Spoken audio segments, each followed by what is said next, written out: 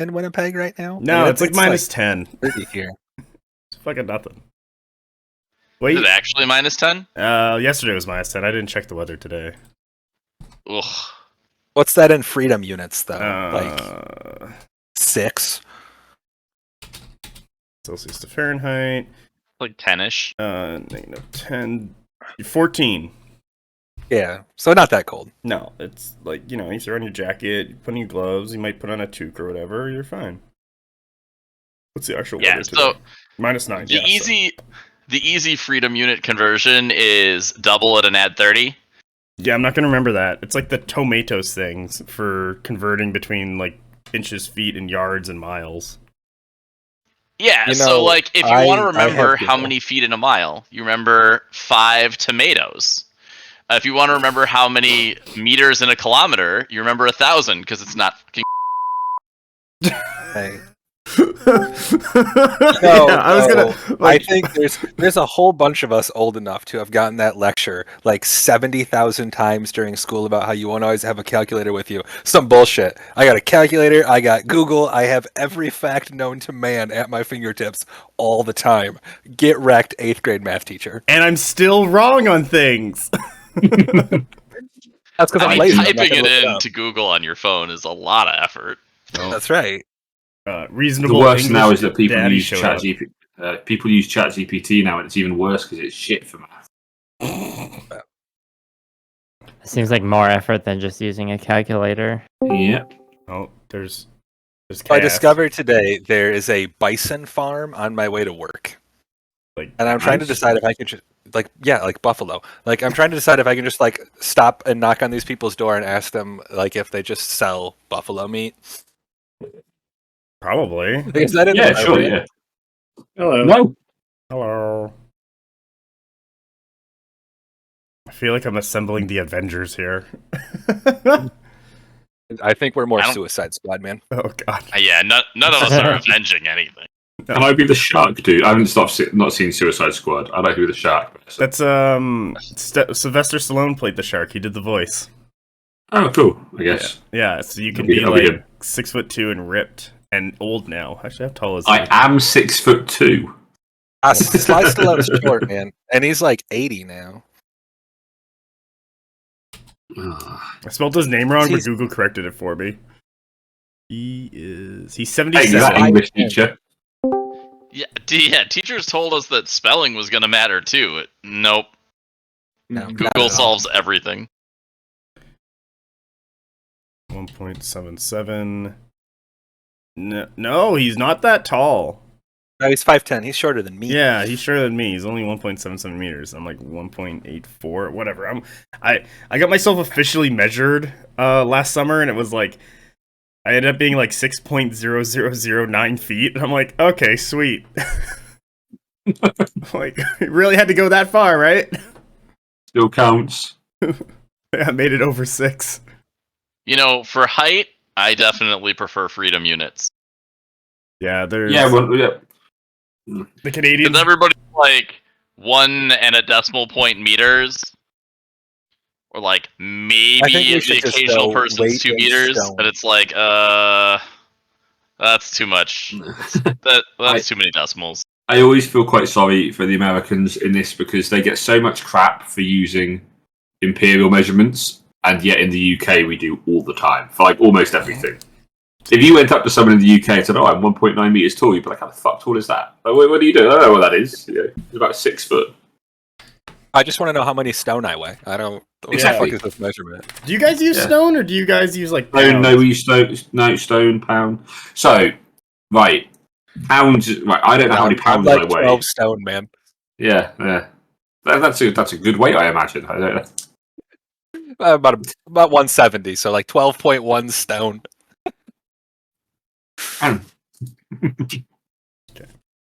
It's Stone's my favorite. I don't know.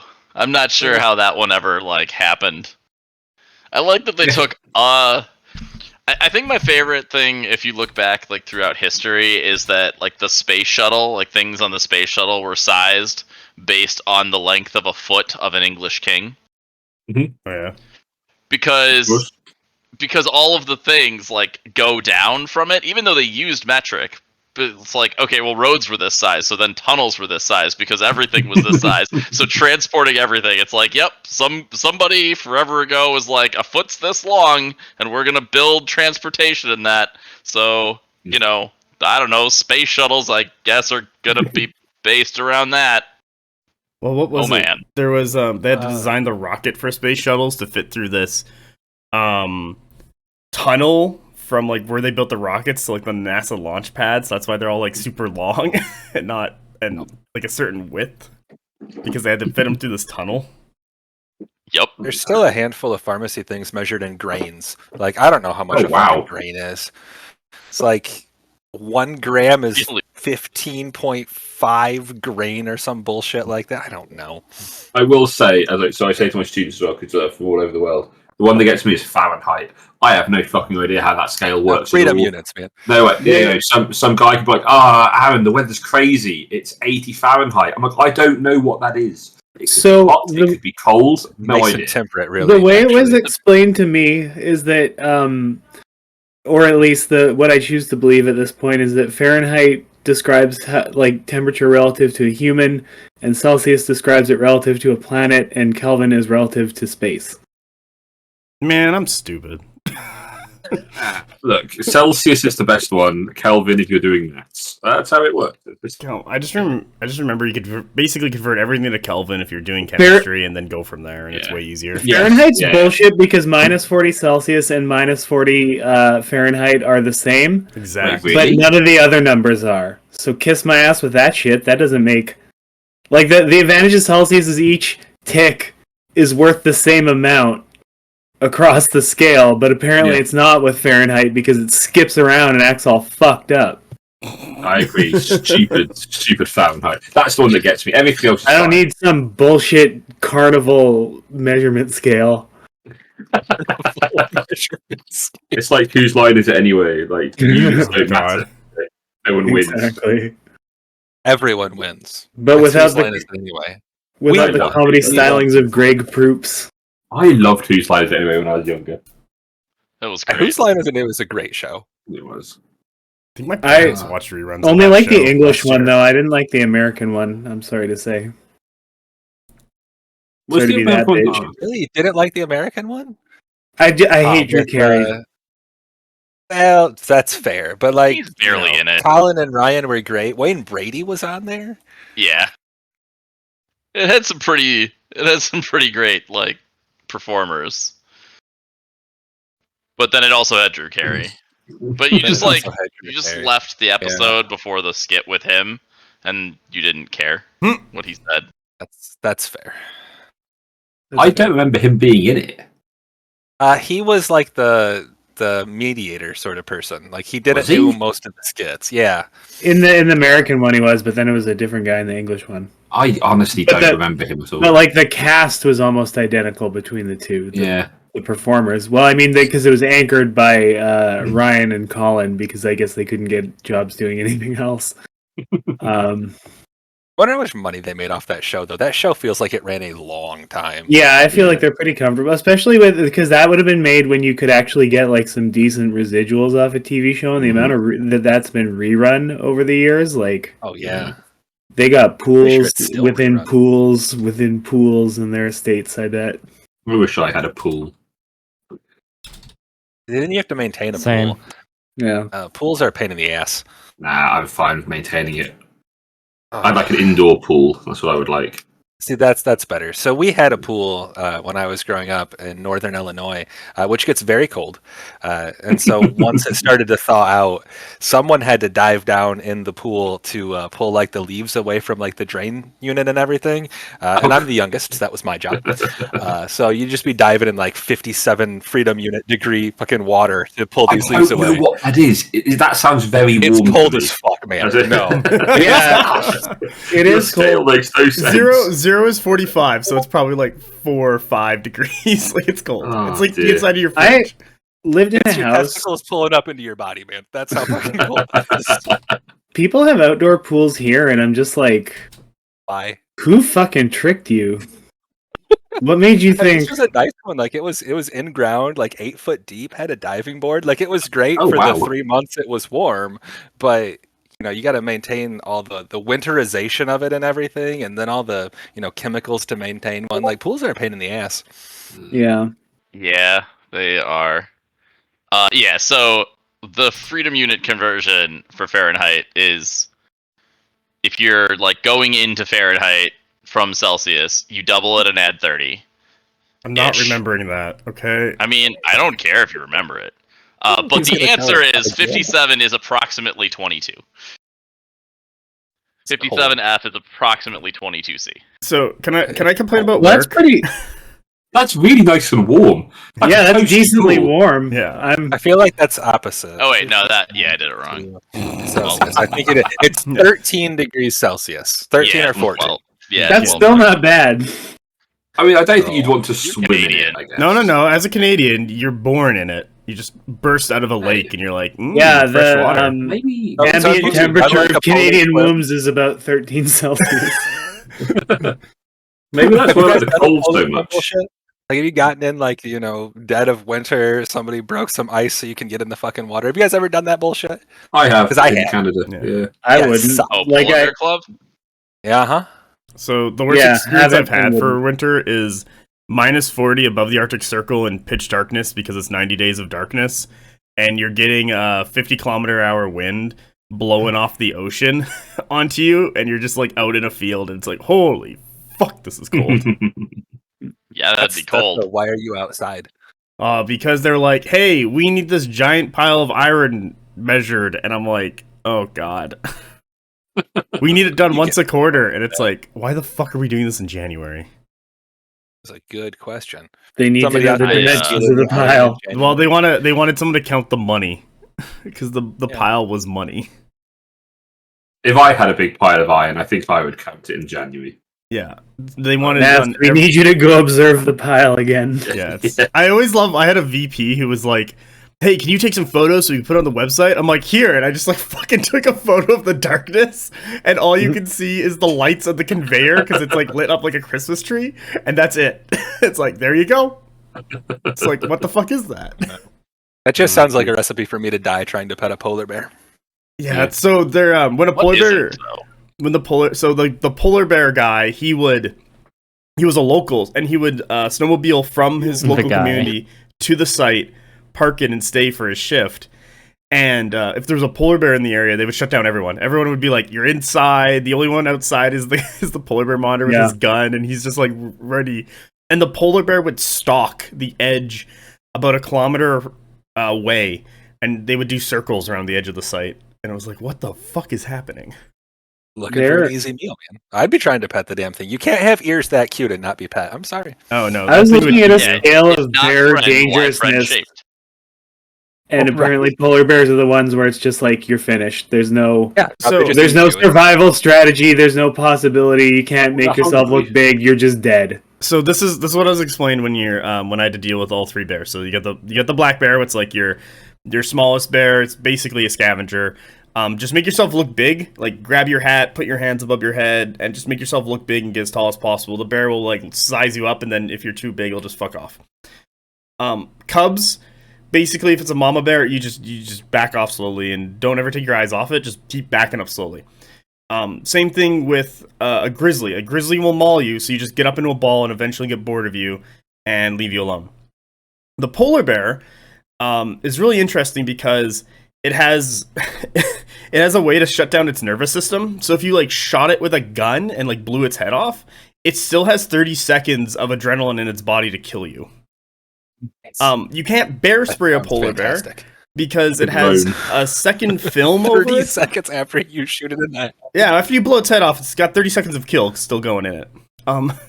It has a second layer of like film over its eyes for when it swims underwater. So you can't bear spray it because it doesn't hit the eye, so it doesn't give a fuck, and it eats you.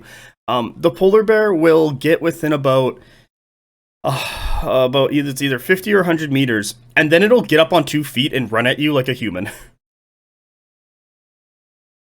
And that's how you're dying. Yeah, so we don't fuck with those. Yeah. Polar bears and cute. moose. Can you beat are 'em the- with I anime, think, the though? two- No, the power of friendship and anime does not work on a polar bear. It's too strong for the student council president. What if you were to like freeze time and then teleport it to the sun?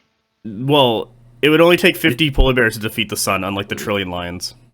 I was going to say, why are you trying to destroy our sun, man? We need that. Yeah, the polar bear is too. So all we have to do is wrangle 50 polar bears, and we have de facto something that'll slingshot them at the sun. Whoa. Why do And you then we think? have de facto control of the earth because, like, as soon as we can say like agriculture's over, people are gonna listen to whatever we have to say. Why do you think global warming is happening to reduce the polar bear population so they can't take over the world and control our sun? Well, they're not gonna take over. Somebody, Like a Rothschild, Harvard- is that it? you know, I whoever thought it was has just like money the in the 7 billion plan. of us all farting. Just methane.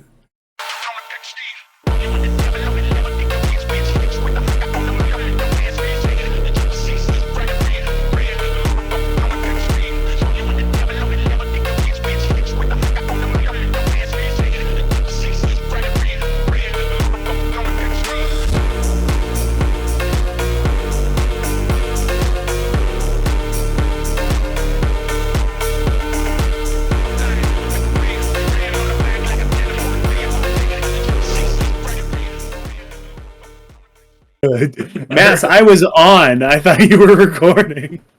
No, because I had to do the ramble, and then we started talking about movies. After we talked about boobies. Yeah, so I can put that into the podcast. I already have one thing I gotta edit in the B reel. It's fine. That'll be real quick. And then yeah, I guess we're starting now. So, hello. It's just not to edit things. You guys don't edit? Hello and welcome to BonkTable. I'm Mass, and I have a multitude of guests today. Starting with my co-host Cassandra. Hello. Liam from Millennial Model Mayhem. Hello. It's not Mr. Bibbles. What the fuck? Ben from Competent Commander. Hi, Competent Conquest. Oh, fuck me. Competent Conquest. At least I didn't call you Mr. Bibbles. I'll I take mean, you it. did a little bit. I did, well, yeah, but I remembered his name. Then we got Aaron, or the Reasonable English Daddy from Just Roll Ones. Hey, good evening. We got Robert Shepard from Robert Shepard. I'm pretty sure it's called Robert Shepard. Close enough. Good morning. And finally, we have Apex Chinchilla, or Sex Chinchilla from Chanting Conquest. Hello, General Buttes. There we go. I've already descended into madness because this pre-ramble has been madness. So I'm just gonna go down the list of you guys. Give a little of like, what's your content? I have to get the rule of the week up so that I can make sure that I don't misunderstand the rules when we talk about it. Yeah, we got to get those right. It's Go ahead. No. Liam, tell us about yourself. Well, yeah, as you said earlier, my YouTube channel name is Millennial Model Mayhem. The majority of my videos have been, well, most of my videos focus on the paint and hobby side of things. Majority have been painting Gunpla model kits, but I've been, always looking for excuses to throw some Conquest content in there. And yeah, my most recent video was painting Aspire's army. And yeah, love me some Conquest. I try and play it every week at the local game store. Nice. Ben, how about yourself? Who are you? My name is Ben Rizlov. I'm Ben Jammin on the official forums. I run a channel called Competent Conquest on YouTube, where we play on Tabletop Simulator, and we just frankly try to play the game well and give some examples of good positioning. And my whole plan is to play a game, and then I voice over afterwards, and I kind of play-by-play the video, and I point out mistakes or things I would have done differently, or things my opponent would have done differently. And I might add like list breakdowns to the channel in the near future as well.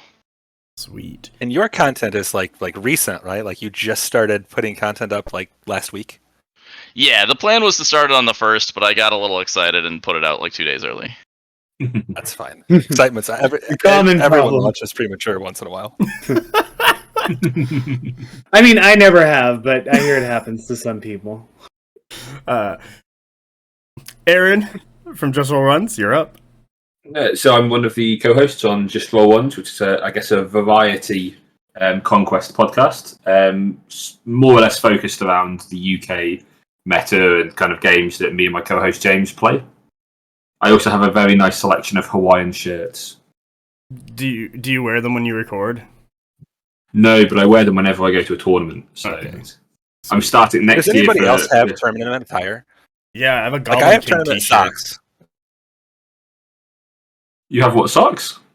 Yeah, I have tournament socks with like a skull and crossbones on them. So Brilliant. Yeah, no, I've got tournament shirts. I have a selection of like 3 or 4 Hawaiian shirts I take with me to the events. I steal the Tiger Woods and wear black and red on Sundays, but that's about it. Or on the finals day.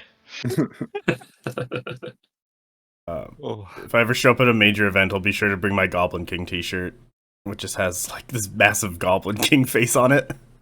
I'm going to be serving a look at the major tournament I attend, but I think it's a better experience than described. So I'm going to let the aftermath of it speak for.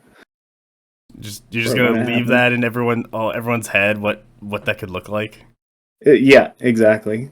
I feel like through the episodes, people are formulating an image of me, and I feel like that's like when you don't show the monster, it's always scarier than like once you actually see it. So it's kind of the same principle there. Like the less I describe, the more you're gonna assume that I'm just gonna be like, 7.5 feet tall in a column of sequins. Like, I can just imagine you dressed up in like the most generic Dracula costume from like that from Spirit Away. God. Not Spirit Away, Spirit of Halloween. There we go. Yeah, Dracula from Spirited Away, the Ghibli film. that shit ain't nothing to me, man. I hope you have Miyazaki's like still 5 pumping. platform shoes. You have platform shoes? I hope Cass does. I hope that this involves the outfit. I hope so too. It's interesting. This style of shoe might not be known to everybody in this chat, but I was actually just talking about getting a pair of pleasers, so maybe that might be a reality by the time The fuck is a tournament rolls pleaser? around. They're the really A really chunky adult tall heel. performer. Yeah, they're usually like a transparent, chunky platform heel. Oh, okay. So like it's gonna give me a solid half a foot of additional height. Robert Shepard, it's all you, buddy. Feel like I can't possibly follow that. My name is Rob. I started a YouTube channel mostly by accident during the dark times, and I also do a little bit of writing. So on Goonhammer, a number of the articles that they got up there, they have paid me a few Australian pesos to write, but I quite enjoy doing that. So you can find my writing on Goonhammer, and otherwise, YouTube channel Robert Shepard, which does battle reports for Infinity, Conquest, and Song of Ice and Fire. Sweet. And What kind finally, of shoes do you wear? How many shoes do I wear? I I want to know both at once and overall. I'm in the normal number of Ugg boots, I apologize to say. That many? all right. Apex Chinchilla from Chanting Conquest, close us out for introductions. So I am Apex Chinchilla. I run the Chanting Conquest blog and podcast. It's Wadroon centric because I am a mono faction player and only play Wadroon. Yeah. And hell yeah, indeed. I think there's a meta episode from Just Roll Ones about somebody buying 2 Tauntors and changing their meta. That was you guys, correct? Quite possibly, yeah. Yeah, so how that play if you see one on the street. And I am wearing some bright orange Allbirds. So there you go. That's the shoes going on here. Hell yeah. I still don't know what that is. I just go buy sneakers or steel-toe boots. That's all I have. Allbirds is a company. These are like a trail runner almost. So. Oh, okay. Nice. I'm a dad now, so I just own New Balance shoes, the white ones that dads wear. New Balances stopped being dad shoes, but nobody realized it. Like there are a lot of dope New Balances out there. They're really comfy. Yeah, I have a pair right now that I really like because I was gonna buy the last time I had to buy sneakers. I was gonna buy Nikes because that's usually like the sneakers that I like because I'm a stupid hype beast. But none of them were really doing it for me. And then I saw a pair of New Balances that I like, and I they're good. So So, Cass, you should check out the Allbirds because I accidentally ordered a pair and I thought they were going to be like a knit, but they're like woolly. Ooh, Like, honest to God, like fluffy. I'm interested in that. All right, so for PB news, there is a happy hour coming out on the 11th. This was recorded on the 6th. I have no idea what day it's actually going to come out on. So what is everyone's kind of... What do you think is going to be released? So the only thing that I do know is that they're going to talk about Sorcerer Kings. So what are kind of some things you guys think are going to be out for that? Liam, you're up. What do you think is they're going to mention on that happy hour? Well, I think, well, this is an exciting happy hour for me, but I'm also kind of dreading it because part of me is like very hyped for the Sorcerer Kings, and another part of me is like, I hope I don't like them because it'd be financially irresponsible to start a third army. But I imagine they'll, I mean, I'm hoping they'll reveal what the like one player starter box for the Sorcerer Kings will be. I'm guessing like it'll be like the old Dominion launch where it just launches one thing and they don't like relaunch the 2-player starter set like they did with the City States last year. So yeah, maybe like the starter set and then the single products for like the units in the starter set. It'd be cool if they had like a monster or like some fun, exciting stuff to show off, but I'm not so sure if that's going to happen at this coming happy hour. Okay. Ben, your thoughts? Well, I'm under NDA as a playtester, so it is very dangerous and irresponsible for me to answer this question. So I won't. Okay, just go off the walls with something you know will never happen, and you just say that like you're going to space. Okay, so I think what they're actually going to do is bait and switch, and we're not going to see anything Sorcerer Kings, and it's going to be, look, here's Weavers. Oh, that'd be sweet. That's actually what I I'd want love to have that. happen. Yeah. I am actually really excited for Sorcerer Kings, though. Everything I have seen from them is really, really cool. But I know too much to answer a theoretical question. Perfect. Thank you very much for releasing as much as you can under your strict corporate overlords. Unlike somebody, the responsible English daddy will now tell us his thoughts. I mean, I'm also under an NDA. However, God damn it! I'm now. However, I'm jealous because I actually have no idea what's coming out on in the happy hour. So I would hope to see probably similar to before. Really, I want to see whether I'm going to start my 8th faction. So I think we're hopefully going to see like a nice mix. I'd love to see some of the Jin models. Yeah, I think that's what I'm really excited for. Seeing, maybe the Vaxasha, I guess that sounds like a cool model.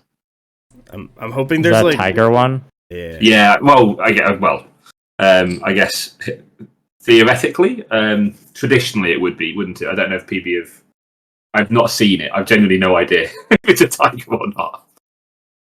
Yeah, I just remember there being something about a tiger or a tiger-like thing in the lore write-ups. Thought it was like a tiger man cool. or people riding the tigers. Yeah. Well, in D&D lore, and like way back, but D&D has obviously made it the most famous, the Rakshasas are like tiger people with backward hands. What the? Oh, that's cool. Huh. So the concept art kind of reminded me of in Mortal Kombat, after Goro died, they had to have a 4-armed guy, so they're like, here he is, but he's also kind of a tiger guy. I can't remember his name, but or did I hallucinate this? Like, is this a Berenstein A versus A type? Might be Killer Instinct, because they had like a panda and a raptor and a polar bear and shit. Or King from Tekken. Yeah. No, I get. You're all. Listen, I'm only allowing the faintest possibility of being wrong. I know I'm not. There's Goro, but a Tiger Man in Mortal Kombat. I'll find it if I have to. I'm gonna find it. There he is. Is it Taro? Is that the character? Hintaro. Thank you. Hamtaro? Yeah. The 4-armed tiger guy, yeah. I have a buddy that's into the fighting game stuff, so. Oh shit, So- it is a Kind tiger of man. different lingo. So, I shouldn't say this, but if you think about the mechanics of a hamster performing a fatality, given what we know you can do with a hamster in a human body, like, that's actually pretty crazy. That would be a sick Mortal Kombat guy. Because he would crawl up you and... Well, never mind. I like where this derailment's going. Oh, dear. Robert. I did believe I warned everyone that Cass and I would be complete chaos in the same. I'm sure I'm going to get yelled at in DMs in a minute. I appreciate that I'm far enough down the list of podcasters in the channel that we get through like sensible content by Liam and Ben, and then it goes completely off the rails. And I'm apparently responsible for dragging things back once the chaos of hamster-related fatalities has run its course. Apparently, half of this group is under NDA because I am as well. But based purely on things that have been said publicly by some of the devs, we're getting really close to the pre-release window for Sorcerer King. So they have to be showing off some actual like renders or at least giving people a little bit of a tease so that we can start getting frothy for the pre-order. I want fully painted models. Give me that. Give me that. Yeah, the fully painted model so I can see what the studio box art is. Well, I'd be with surprised if there weren't any. Yeah, with Old That, Dominion, like everything, they've released a full, like the player order set has come with, like they've shown off fully painted stuff every time, right? On that pre-order or the like limited sorceress model, I think the JoJo local reference? No, that was the one from last year's OP kits. The one that has like the lady holding two wands. I think LGSs will be able to order that at the end of February or something. So maybe like mid-March is when it's gonna be available on the shelves. Just after my new baby arrives. Money for baby, money for another Conquest faction. Money for Congratulations. baby. All right, Apex. So I'm more of a rules guy than necessarily a model guy, although I am a sucker for cav. So I'm excited to see, hopefully, some of the Sorcerer King's cavalry because it sounds like they have some awesome stuff. But also, I think it was mentioned that the release catalog was going to be out around the same time, if not at the same time as the happy hour. And I'm interested to see what happens with some of the kind of the original factions because some of those are getting pretty close to complete, and I want to know what happens from there. Like I think Dwag only has like 2 missing models. It's just Magma Forged and Stone Forged, I think. So I'm kind of curious to see like where they intend to go. It would seem odd to me for a faction to be complete this early. So that's like maybe a little gonna... bit longer term interest. I think for like the original 4 factions, they'll have all their stuff by the end of 2024. Probably, it's my guess. Yeah. So from my chat with Leo and kind of like looking at 100 Kingdoms, because 100 Kingdoms is only 3 regiments away from being complete. These like what we're seeing currently for the factions are kind of like the baseline. And everyone's going to have access to that, and you can just play that. Or you can start going into the sub-factions of, like, using 100 Kingdoms, Orders, Imperial Regiments, the Nobility, whatever the Church is doing, and form armies out of that. So they're kind of just giving, like, those baseline troops. Yeah, I'm wildly curious to see how that plays out, kind of. And this isn't, obviously, going to be released or mentioned in this first happy hour, but just over the next probably 18 months or so, I'd suppose, with the game, where we're starting to see those original factions complete. So where do you go from expanding the sub-faction portion of it? That to me is super interesting, just how that ends up playing out. I do hope the Theist Priest gets something more than just a bunch of dirty peasants and some weird stabby boys. Theist Priest only deserves dirty peasants. Well, he's running them, that's for sure. Cass, what do you got? What do you think is going to happen in the happy hour? Well, I'm under NDA as well. No, you're not. But I don't care. I'm going to tell you everything that's happening. There's going to be 2 kinds of elephants, and then 4 more kinds of elephants. Oh, and that's the 1-player starter. Yeah, sorry everyone. 4 elephants. Yeah. No. I shouldn't have told you that. Yeah. I really pushed back against 4 elephants, I'll have to say. I'm gonna actually make a really boring prediction, and that is just that it's probably going to be like whatever the initial offering for the army is going to be constrained around like actually being able to make a quasi-functional list and not running into, I think, or maybe trying to avoid the city-states dilemma where there was just like, here's 4 regiments, make your army. But I don't know. I hope we see horse guys. I like cavalry. It's well known to listeners of this podcast I'm a horse girl, so I want to see them lean into that, hopefully.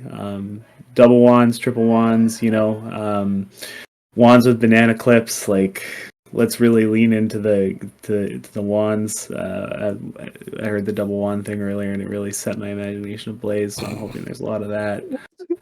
More magic ghosts that are feeling up the wizards that have summoned them, just like the preview model. Yeah, I just want to see more of the vibe is basically what I'm hoping for and what I'm predicting. I want to see the magic system. Like, there's supposed to be the source screen. Like, what kind of I don't know, I've bullshit been magic is burned by coming out? the big magic update before. I'm not fooled me twice, shame on me, so Yeah, Yeah, there's like new spells coming for the whole game, isn't there, in January? or gonna take 3 successes to cast the spell now. oh, fuck me and the Theist Priest. I literally had the game on Thursday where I'm like, alright, Theist Priest, you just need 3 successes to bless the militia. Fucking fails. Focus reroll. Still fails. Like, fuck me. And it happened like 2 turns in a row. And I'm just like, alright, dirty militia, get in there and start stabbing, because that's all we're doing today. However, he pulled I up. heard the Scion might get more than one spell, so that's exciting. Whoa. Or maybe his spells will be updated so they're useful. No, he has one spell, Mass. There are no other spells on that card. No. Just cross these out. All you need is what is it, Crescendo? Yeah. That's it. That's all you're gonna cast. Yeah. However, the Theist Priest did Holy Fire all 6 dice and just do like 12 damage and blow up a unit of Bochos, and I was like, yeah. So I felt pretty good. All right. I think those are good predictions, except for the people who are under NDA. I didn't realize how many people who were like content creators who were also under NDA. Sorry, I should have told you, Mouse. Yeah, thanks. No, I'm under NDA. Like I made it kind of a thing where it's like I never want to be under NDA so that I could just talk about whatever I want to talk about. I don't get all the secrets, but that's whatever. You guys ready for the rule of the week? Excited crowd. Sweet. No, I'm not ready. Now I'm ready. Hit us slightly more accurately with it. All right. So we're going to talk about Inspired, what is the second best rule in the game. This regiment receives a +1 to its clash characteristic until the end of the regiment's activation. If this modifies the clash characteristic to 5 or greater, it does not receive a +1, but instead may reroll unmodified hit rolls of 6. This special rule does not apply to a regiment's clash characteristic during impact attacks. Alright, Liam, what do you think of Inspired? My initial thought is, yes, it's a very good rule. My initial reaction just is like, I feel like the trade-off Old Dominion has with not being able to inspire is like not equal to their ability to just ignore resolve checks. So you think losing Inspired is still not good enough to also not have a resolve? Or I'm just saying, when I've played Old Dominion, I'm like, wow, ignoring having to do resolve checks seems really powerful, and all I have to do is give up Inspired, and I can get it like in enough other ways anyways. This is great. Yeah. Even with you charged with Old Dominion, it's like you still get Inspired on the charge, so if you're being active instead of taking hits, you can still get that +1. With that being said, I've only played Old Dominion in like the running demos since my personal armies are Spires and 100 Kingdoms. Mm-hmm. And yeah, big fan of Inspired. Sometimes with things like the Count Palatine, I'm like, having the always Inspired rule seems a little redundant, but you know, it is pretty useful in certain situations where you might want to attack and try and finish off a unit and then move afterwards. Yeah, or like, I don't know, do some weird reforms and charges and stuff, but it doesn't matter on the impacts. No, I get you there. I always like having Inspired on, like with Regalia of the Empire and Tor Palatine, so it's just a nice little bonus. Ben, what are your thoughts? I mean, obviously, +1 clash is very, very good. I guess I'll talk about always inspired a little bit, because saying that being inspired is good seems a little too obvious. I do think always inspired is an interesting mechanic. It gives you actions are one of the things that you can use to gain a lot of advantage in this game. One of the things I don't see people talk about is the cost of actions to do things. So always inspired can really make a big difference in that case. A good example is, of course, Court Palatine on Mounted Squires, because they are a flanking unit and they do like to hold things up. A lot of times you can, march charge into the flank of something near the end of, say, turn 2, and then turn 3 you can kill that thing and charge into the flank of something else, preventing it from moving where it wants to, and that can give you a pretty sizable amount of board control. I do think Old Dominion has this weird thing where tier 3 often doesn't matter, because you can build lists in a way where, if you spam Vargarian Guard with their upgrade, whose name I'm blanking on, you get always inspired on your combat units pretty easily, so then you kind of don't care about reaching tier 3, and that can kind of create a weird gameplay system. Always inspired is very good, and obviously inspired is very good, because you only get 2 actions with a unit, and being able to do something else with that action does come up. It's something I noticed a lot playing City States. I didn't get to be inspired at all, but I just got to use my numbers as they were, but it did give me extra actions. I did widen my frontage to get extra attacks, use it to reform after I killed something, or charge after I killed things quite a few times in Adepticon. Nice. Aaron, what are your thoughts on inspired? Concepts that gives you always inspired. Yeah, I think I agree in general with a lot of things that were said then. Obviously, when I played 100 Kingdoms, I never actually killed anything with my units, so I never got to do the charge after fighting. But I think that's all really fair. In general, I'd consider it a worse version of Smite, basically, is what I consider inspired. That's really good. It's not the third. It's also not the second best rule, but we'll leave that one there. Oh, okay. Robert, why do you think it's the second best rule? No, I'm not even touching that one. I don't know where he's going. The thing that's actually just jumped into my mind is that there's a couple of rules in Conquest, and Inspired is one of them, that makes reference to unmodified rolls. So it says that you don't reroll, or you may reroll unmodified hit rolls of 6. I'm trying to think of a single roll in Conquest where the roll rather than the stat is modified, other than the supremacy roll, and I'm drawing a complete blank. Does Conquest ever actually modify rolls such that the reference to an unmodified roll is anything other than future proofing?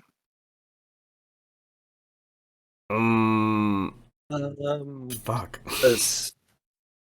I'm a painting channel, so I don't know. What? Does water do that? Does water terrain actually modify your clash roll, or just your base clash? Only your Clash base statistic. clash. It modifies your clash. Yeah, nothing Yeah, modifies rolls in Conquest, other than the supremacy roll. By design, I think it's just future proofing, or maybe it's a holdover from the long gone days from 1.0 and just kind of got left there. I mean, it is language that if you're just building a rule system from scratch, you put that in there just to be safe. But yeah, that made me think about it. Okay. Apex Chinchilla.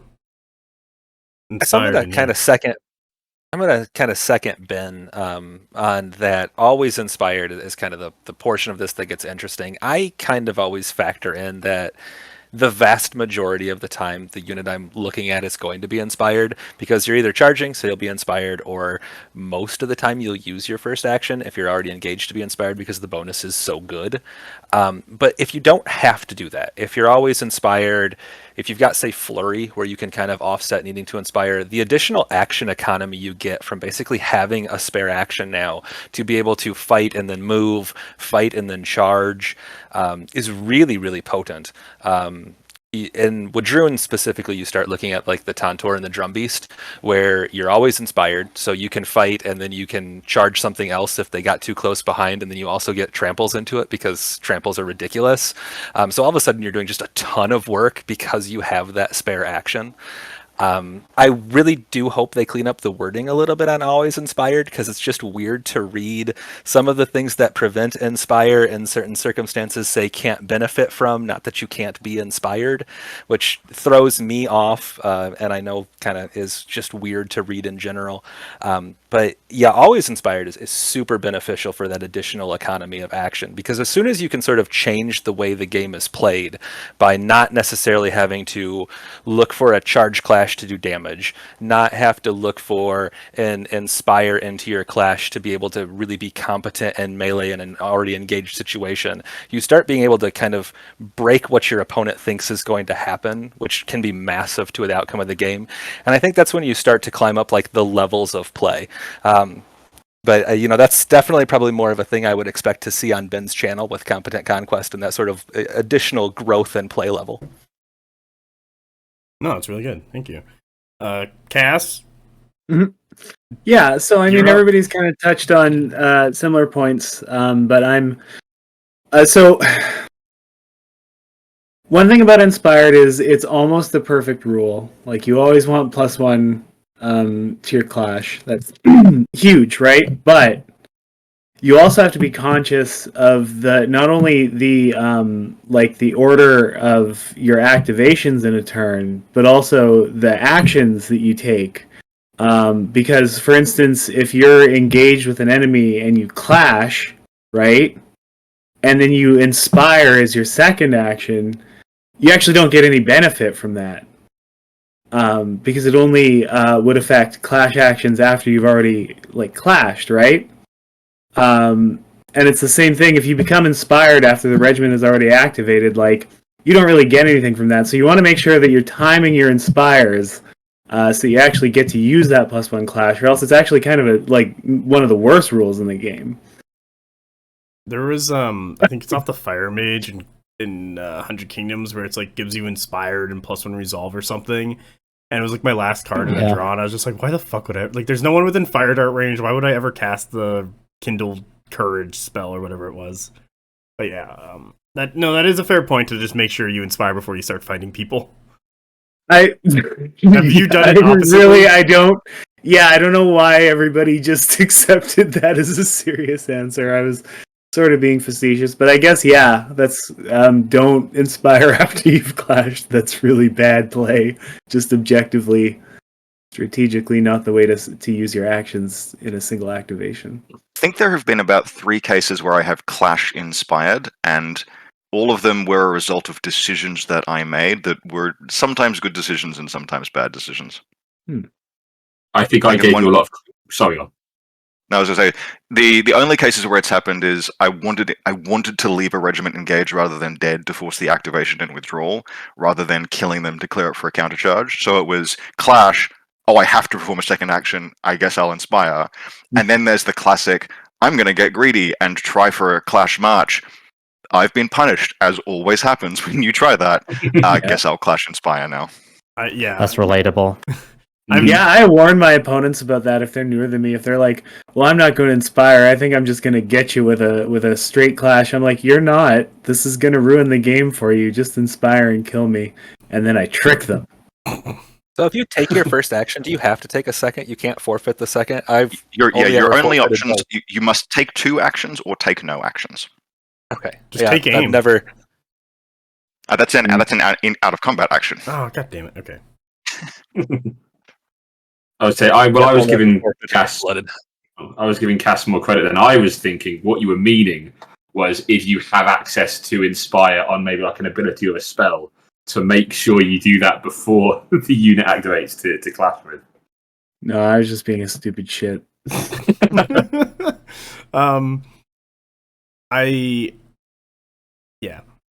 don't know. I feel like we've covered a lot of inspired. It's a good rule. It's on. Everyone can use it except for Old Dominion, unless they charge, or I guess a phalanx unit. But if There you, should I'm kind be- of curious how your fire sorcerer went, or fire wizard, or whatever it my is at this fire, point. it's but a chapter mage, and every time I play a chapter mage, they just fail me. They're like, I just assume you always play water for the heal because heal's just always good. Yeah, that's me. It's always water for me. Heal is always good, but I find when I'm getting into like the big fights, I did a battle report a couple months ago where it was like the chapter mage, water mage with the Regalia of the Empire and Unit of Household Guard, and you're basically just getting like 5 to 6 heals off, and I was like, man, this is not enough for the amount of damage this Household Guard unit is taking. There should be a special rule called existential dread that's like reverse dread, where the regiment that has it can never ever get inspired. That's hilarious. It's one of those negative rules, like Yeah, like, bloodlust. just a bunch of depression guys who are just not doing it. It's the Order of Saint Them Lazarus. both. Give them dread and existential dread. That way, if you're engaged with them, they're just spewing depression at you. They're just such a fucking bummer. You're like, I don't even want to kill these. Well, That's I They Yeah, need to imagine that spell in, like like, the a ghost famine unit faction. that just does resolve damage. The famine Death would be a mercy to these guys. Jesus, I say, faction. as I hit my Clash 2 into them.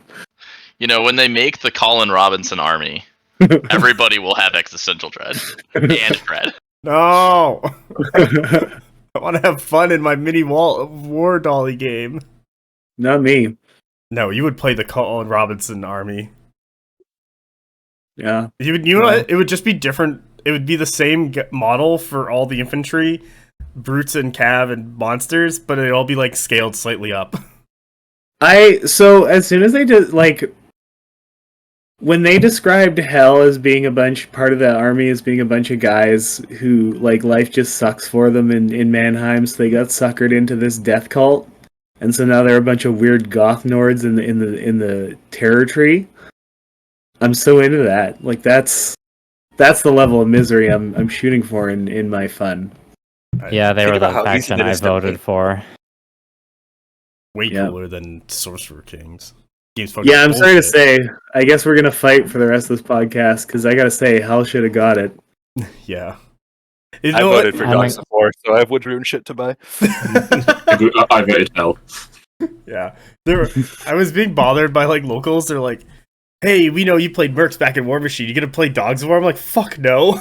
I already played goddamn Mercs. But there was a turtle with wood rune pirates. You can't Rune sucker me pirates, in the giant turtle. with a turtle with a pirate ship growing out of it. Bullshit, Cass. You'd be all over that. That's I pretty do- metal. I would be pretty into it. I'm not gonna lie, but see, Dogs of War, like, I hate the concept of a mercenary faction, but a lot of the regiments that they described, I was like, that's kind of cool. Well, yeah, that's why they're I trying to would get buy you to that. do it. Because it's like, oh, that's kind of, ooh, there's a little bit for me over here. Like, I'm like, no. One of the big boy factions are going to win, and it should have been Hell. And I was really pissed off in that second week because they're like, oh, here's all the designs of everything, what it looks like. I'm like, no, Hell is way better, guys. Pick that one. But everyone, They spiked it with the renders because, like, you knew Dogs of War wasn't getting it because it was just some guy. Like, that's not gonna win. It's a dude. The Hell looked like Disney's Gargoyles, but Yeah. not enough like Disney's Gargoyles. So it was in the middle space where it wasn't going to secure the win, and then Oh, you that's why have they like didn't win. yeah, and then you have a wizard babe getting felt up by a demon. that's a JoJo stand right there. Everyone Yeah, knows it. obviously people are into that. And it's just, to be fair, it's just a great model. Like, the Yeah. actual sculpt is really good. And the Hell one, Yeah. like, it's a fine heavy infantry. I have no idea what, obviously. It's a fine heavy infantry model. It's like, that's cool. It's a gargoyle or whatever. But, like, and it's like, oh, here's a character.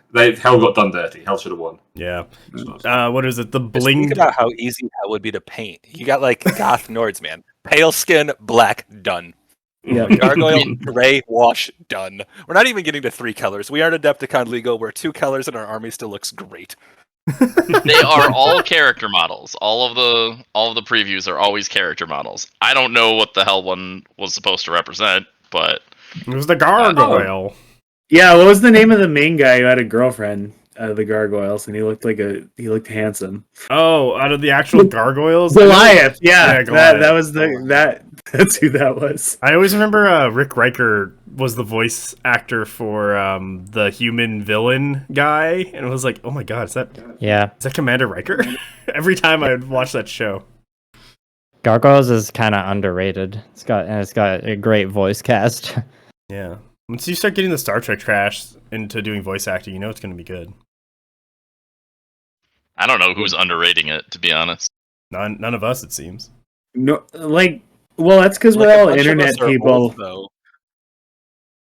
Even people our age, though, I feel like if you ask your normal cousin about gargoyles, first of all, they're gonna be like, "We're adults," and then second, they're gonna be like, "That also wasn't a very good cartoon. I like Disney's Bonkers," or some other weird pick like that. Text my cousin. He's like 45 and has 3 kids. Find out. We had It was a screenshot just verbatim what I predicted. Yes. Should we get on to the main topic? Probably. Okay, cool. What is our main topic? Gargoyles a little bit more. No. What's the main topic, Matt? So our main topic, because I've gathered you all here today to talk about Conquest in 2023, and I know there's been a couple other channels and articles written about how people found it. So we're really just going to talk about how our feelings are. We're just kind of going to go over things we liked, things we didn't like, things that were kind of meh or medium. So really just the good, the bad, and the ugly. And we're going to find out who has proper opinions and what is the hottest take. So with that, Liam, tell me in the year of 2023, what is either the best or the goodest thing you found about Conquest? Well, overall, definitely lots of good stuff. I really ramped up my participation in Conquest this year. I got into it in 2021, but I didn't really start playing regularly until this year. And I know it's we just had the 5-year anniversary, and this kind of more just applies to it, making it past 1 year in the first place. I think it's pretty worth celebrating and impressive that it's made it this far as a game, because so many games, whether they're a competitor to Warhammer or not, don't make it past those first 2 years, let alone 5. Well, that's good. Ben, what about you? Well, at my core, I am still a competitive player, so I'm very, very happy with how balance has developed. Conquest has never been a game where I didn't feel like the better player was going to win, but when I play, I play all the factions. I've played I'm going to try to play a different faction almost every week on my channel. I almost never play the same list twice. I play similar versions, but it's usually tweaks. And I really find that there are only a couple of factions where I feel a little bit behind, and most of that's just because I feel like it's easier to get unlucky. With Old Dominion and City States, because they don't have access to much flank, they aren't very fast, and they don't have a lot of early game presence. It's just you can roll real bad on your reinforcements on turn 2 and 3 and be way behind on scoring. But if outside of statistical anomalies, every faction plays really, really well and pretty evenly.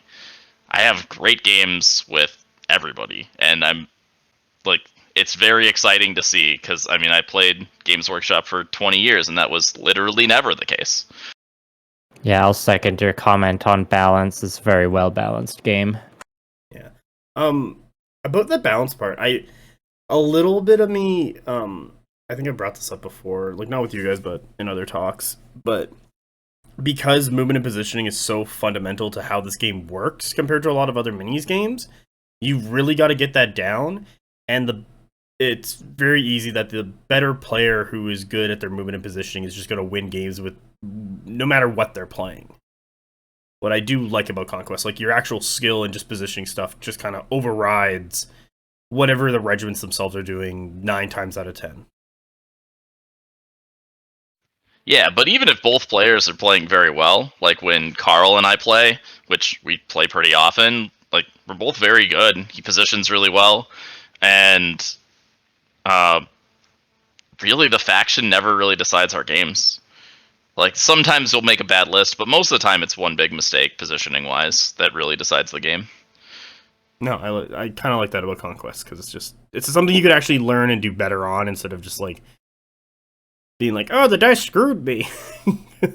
there are times where I'm like, oh no, not the dice, but it's just like, yeah, whatever. We'll roll thousands of dice over like the next hour or so.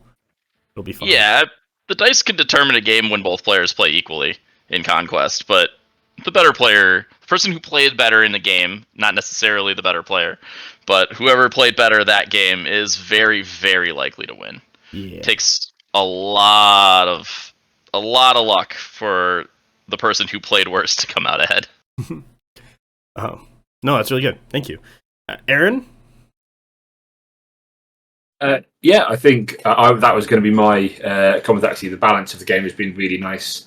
Obviously, all of us, I'm sure, at some point have talked about certain factions over the year that maybe were a little bit better than other factions. But really, everything I think has come down to a really nice balance. I've attended quite a few events this year, and we've had LGT and the UK Games Expo where we've got to hang out with Yanis and Stavros and a lot of the Parabellum team, which has been really, really nice. You know, they're a really lovely company to work with. And Yanis bought me a beer, so really I'm a really paid shill at this point. Is it? Yeah, no, it's been fantastic. Yeah, I am. I'm very cheap to buy. But yeah, it's been fantastic, and I think it shows because I joked earlier, but I do actually own all 7 factions because I just I love the game and I love the models. Company, it's been a great year, I think. No, I agree with you. Robert, how about you? I'm gonna have a little bit of someone remind me how time works again. Was it February this year that the 2.0 Conquest moved from 1.5 to 2.0? It was like January. It wasn't in that neighborhood. January 27th-ish. Because that was a astounding milestone that I feel like I've almost forgotten happened, where the making the jump between editions and making some fairly significant rules and balance updates with like a couple of missteps maybe, but broadly it was a very good shift to edition. And the fact that I think we've all just kind of like the game has felt like a continuous flow for as long as most of us have been playing. I didn't notice a huge, like there was no player drop off. The game has continued to grow. They stuck the landing with 2.0 really nicely. And that was a super notable thing. And then for me personally, the other thing is 2023 for Conquest has been the year that I've committed to a second army. And that's usually the Rubicon for me, at which point I'm like, okay, I'm taking this game pretty seriously now. It now occupies more shelf space than any other system that I own, which is definitely a thing. That's actually a really good metric.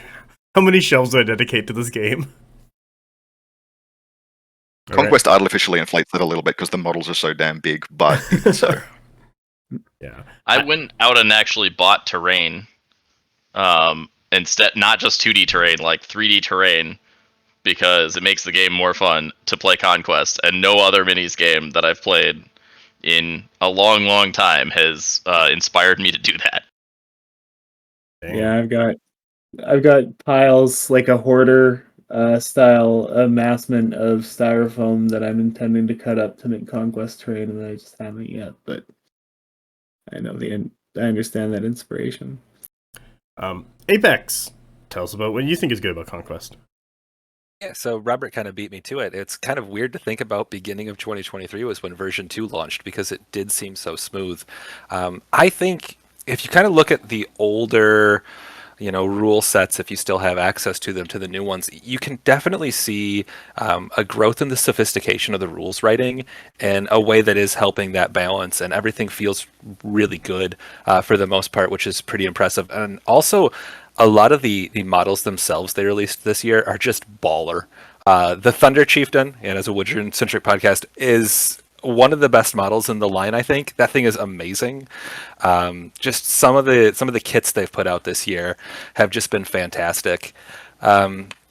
On the less good side, I think there's still some room to kind of reevaluate, I guess, what I would call kind of the auxiliary systems. I've talked about it a couple of times in various chats. Like a lot of the artifacts still feel like they don't matter. Like every faction just has like 4, maybe 5. Where you're like, yeah, you take this, don't take anything else. No, don't do it when you're giving advice to other players. So that's something I would like to see maybe looked at eventually as they get more time. But with as small as the team is and how I guess aggressive they are in their release schedule at getting this many models out in this many factions and still having the quality of rules writing and the quality of the gameplay is just tremendous. Oh, sweet. Yeah, I really do agree with you on that. Where they do focus a lot on it, and I really do like that. But yeah, also the artifacts need to have a second round. I find in a couple spots. Yeah, artifacts, masteries, it's stuff that doesn't affect balance because there's nothing that's like way overboard where you have to take this or you're just going to get rolled over by it. But there's a bunch of them where it's like, why would you ever take this? And if you see someone take it, then you're like, what are you intending to do with that? I think it's more with newer players when they build a character that's decked out to like 300 points just to duel, and they don't get a duel for their first 5 games, and each element's like, yeah, no one duels. Yeah, I have never offered. I have offered a duel exactly one time in all of the games I've played, and I have turned down the vast majority of them because usually you can with fairly limited, repercussions if you've built your non-dueling characters to be able to hide. So. I do agree with that. I do think it's all upgrades too. It's not just character upgrades. There is, they cost a significant portion of a stand, and those wounds are very relevant. It takes a lot for an upgrade to be worth it, and I do think that there is some growth to be had in the like cost ratio of upgrades versus to stands in general, which I guess the short version is I think the majority of upgrades are slightly overpriced. So if they all, I think I'd agree with that. Okay, so if they all kind of came down a bit in price, like you would be seeing more upgrades being done, because some of the upgrades are good. It's just either I don't have the points for it, or I can't justify taking it. Yeah, I mean when you buy 4 upgrades in your army and you're like, oh, that could have been a unit. It's really easy to look at those upgrades and cut them and put a unit on the table. You mean more merc crossbows? I mean, baked into Conquest's DNA is a desire to avoid fantasy-style hero hammer, and that's been on the devs' radar. They've talked about it, I'm pretty sure. But there's still the little flexes in a list, the like 15, 20, 50 points you spend on personalizing a character is still a huge amount of potential space for your tailoring your expression of like what it is you want a list to do. And yeah, there's a ton of stuff in the game that's just like, where did you take the chapter scroll in 100 Kingdoms? It doesn't do anything. Yeah, I always look at kill marks and Woodruin. Like kill marks is the worst artifact in the game. It's a character on a monster only, and it's like +2 impacts. On my either Clash 3 monster with no brutal impact or my Clash 2 monster with 6 impacts to start with. Great, thanks. Worth my 20 points. It's the thing is, like, some of the artifacts and masteries are like easy to justify the cost, even if they are a little overcosted. Some of them are situational, but if you're trying a certain list or you're wanting to play a certain way, like, you can kind of pull it off or you just want to and it works. Then some of them are just straight garbage. Like, they're just not, there's no scenario, there's no point cost where you'd take them except just as like point fill to get to the list threshold. So like, even with a point adjustment, some of there needs to be a quality adjustment, I think, with some of the lower ones. But anyway, sorry, go ahead. Has anyone ever actually seen expose weakness do anything? No. Nope. No, that famously just doesn't do anything. Yeah, as written, it currently literally has no game mechanics. Actually, I don't think that's entirely true. I think it stops ablative flesh from working, but I'm actually not sure. It doesn't work. I would like to see it changed.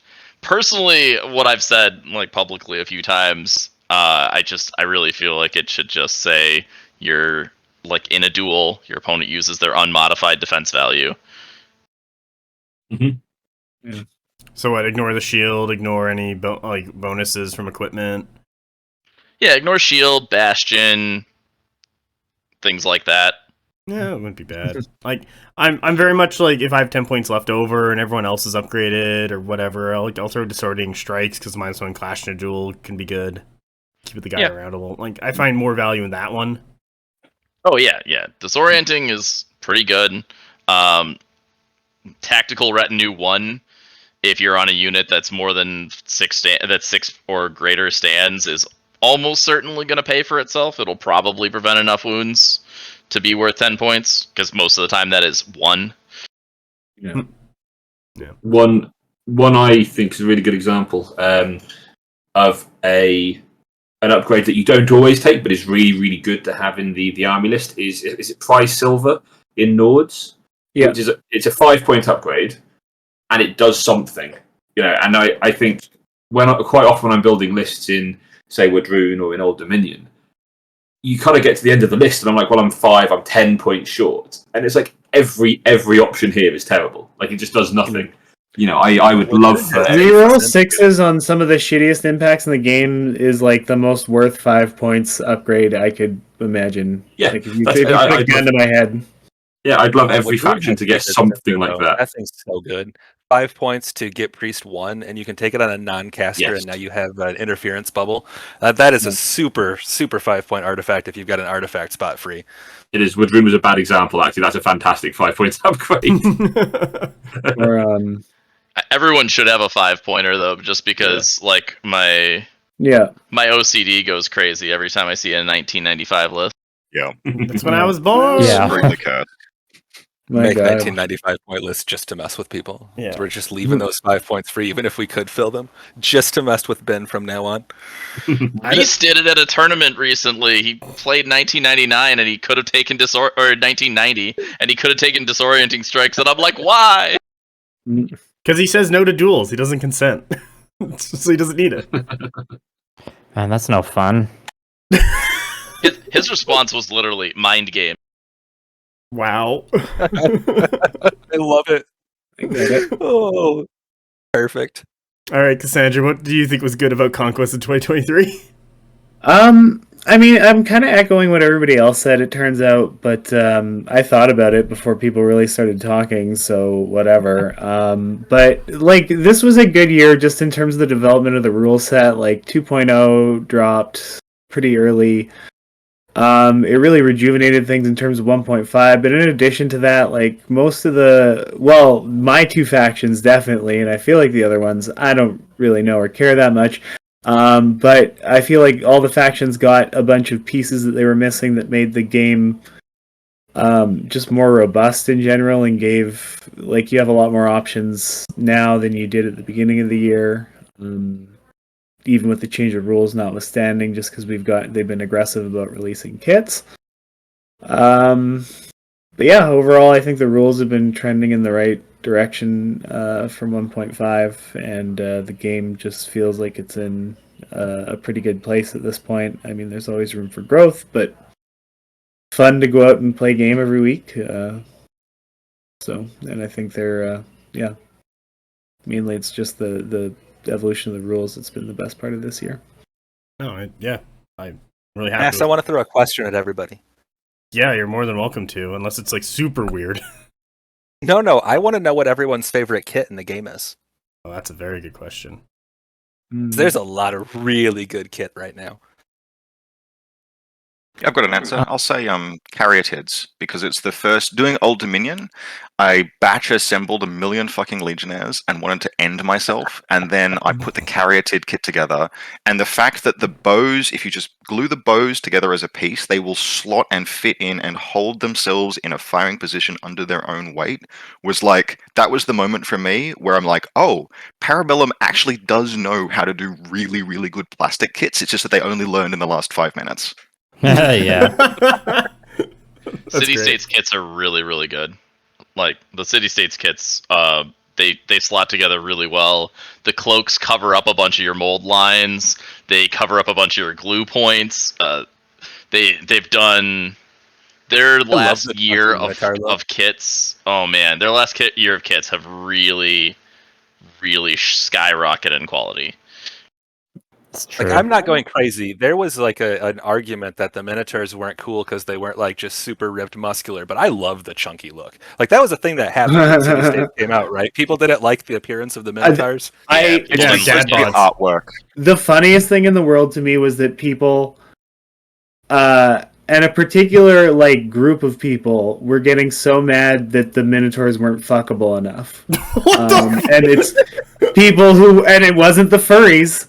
Is all I'm gonna say. Was it the dad bod enthusiast? Because No, like the dad. Like, I think I'm not a dad bod enthusiast per se, but I think that's great. Like, I think that's just more interesting than having a bunch of like ripped like gym bod minotaurs. But people were getting really vocal about how the minotaurs should be built like GI Joe. So, and that just it just confused me because these weren't the same people who would normally be arguing that the guys aren't hot enough, I guess is my point, and what made it so funny to me. wonderful. Who else hasn't gone yet? Liam, did you go yet? Yeah, well, on the cows, I've had a similar experience with them as with many conquest models, where like when I first see them, I'm like a little underwhelmed, but then they grow on me a lot, and I'm a big fan of the cows now. I don't have any myself, but like most conquest models, the first initial look is like I'm not super hyped right away, but then the more I look at it, or like when I finally see the minis in person, I'm like, oh hell yeah, this is great. But in terms of my favorite kit, it's definitely the Imperial Ranger Corps, because you can build it as the Rangers, the Longbowmen, or the Hunter Cadre, and it's just like extra bits for kit bashing galore and so many good hats, and I've just gotten so much mileage out of that kit. For my second Theist Priest, I took the hats from that kit and put it on the Theist Priest, and he kind of looks like Crocodile Dundee. Nice. So dumb. I was getting related to that. I have two, but one of mine would be the Thunderviders. I built some the other day, and they're just such a gorgeous kit, and they're great models as well, with great hats.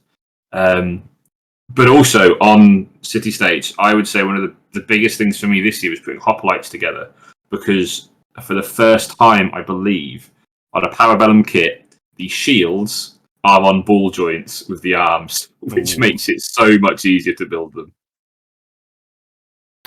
Yeah. Very good point. That is a very good point. There are people who don't like the Thunder Rider hats, and those people are unacceptably wrong. Like, there's just no coming back from okay. that. Yeah, Like those Cassandra. hats. Yeah, Cassandra. Yeah, I stand by it. Like, I built 3 of mine with the hats, but like I don't. You're not happy about it. It's not that I'm not happy about it. It's just my legitimate argument is that aesthetically, there's nothing similar to the hats going on in Wadroon, so it feels abrupt. That is fair. That is very fair, but those hats are still fucking amazing. The Spies did it. Spires did so much problems to this world. You could really blame all the world's I mean, problems on the Spires. I do like that this is a deep cut, and I don't know if anyone is actually going to catch this reference, but it is cool that 3 of my Thunder Riders look like Blix of Bargeld, but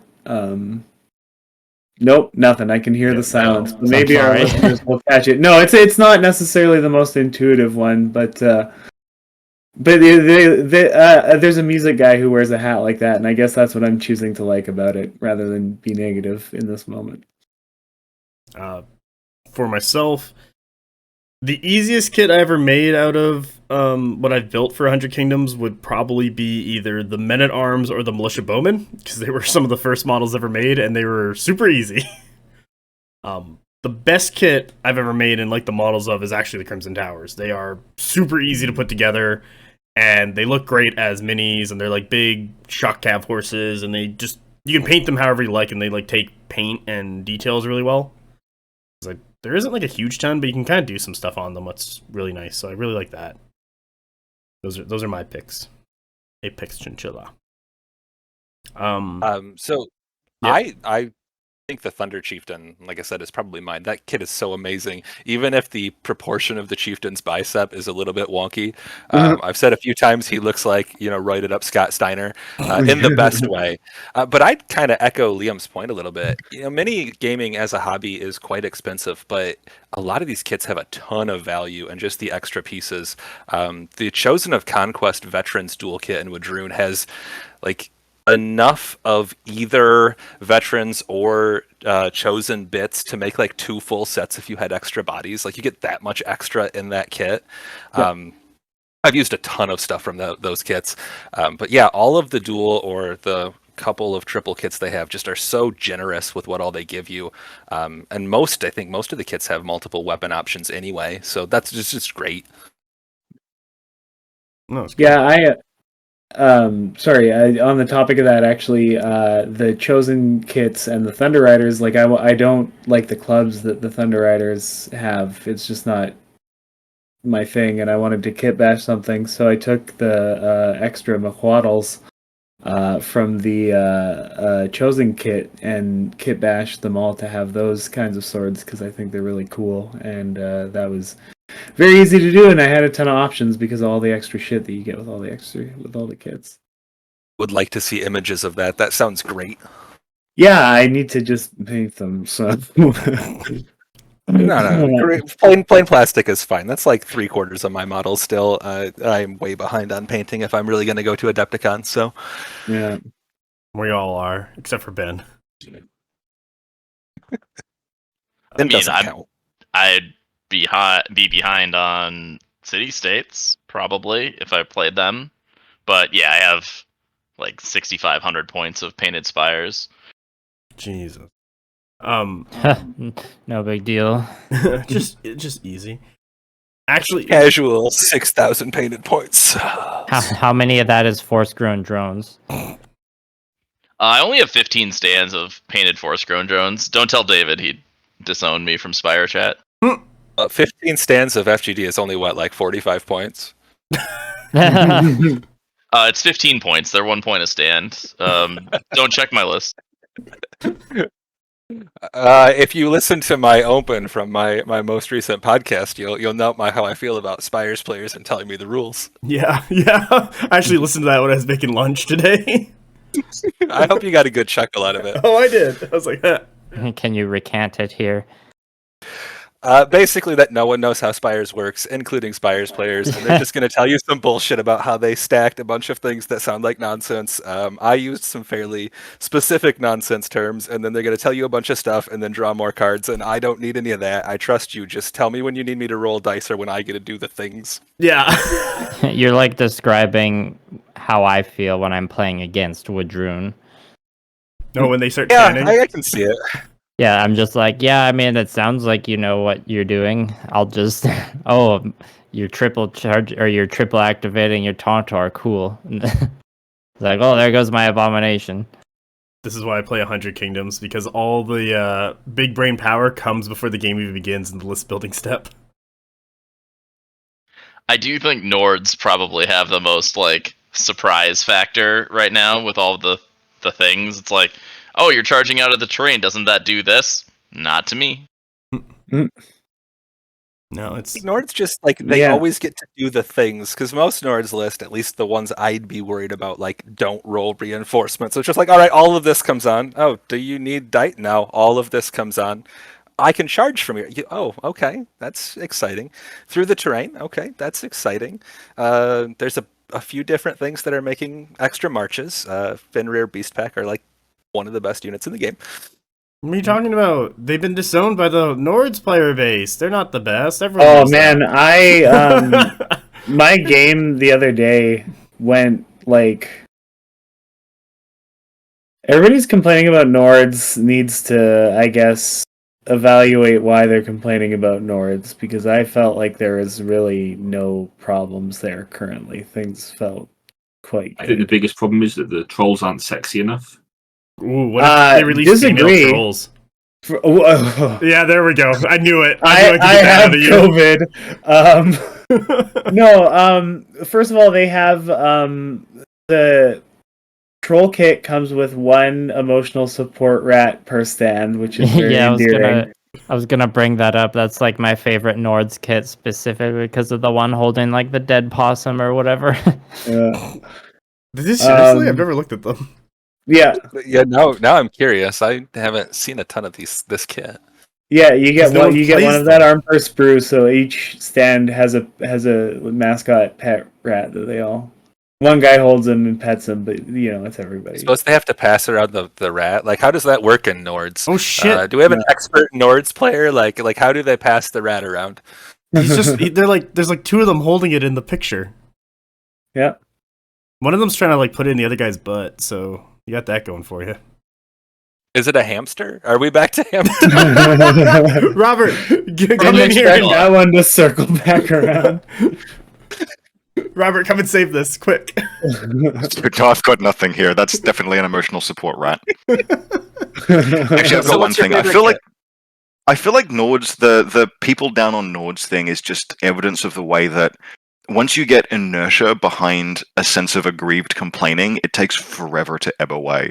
Anyone who complains about Nords in January 2024 does not really fully know how to play Nords in January 2024. They're an excellent faction. It's just that there's this legacy of like mwah that hasn't subsided yet. So what I've been finding, because we recently had a local pickup Nords, and I've been abused by Ben, is that you have to play Nords differently than you would traditionally a lot of other factions kind of baseline. Like, kind of similar how you have to play city-states as more of a traditional rank and file faction to get the most out of it. Like, generalizing quoting here, I know Ben's going to tell me something different, that's fine.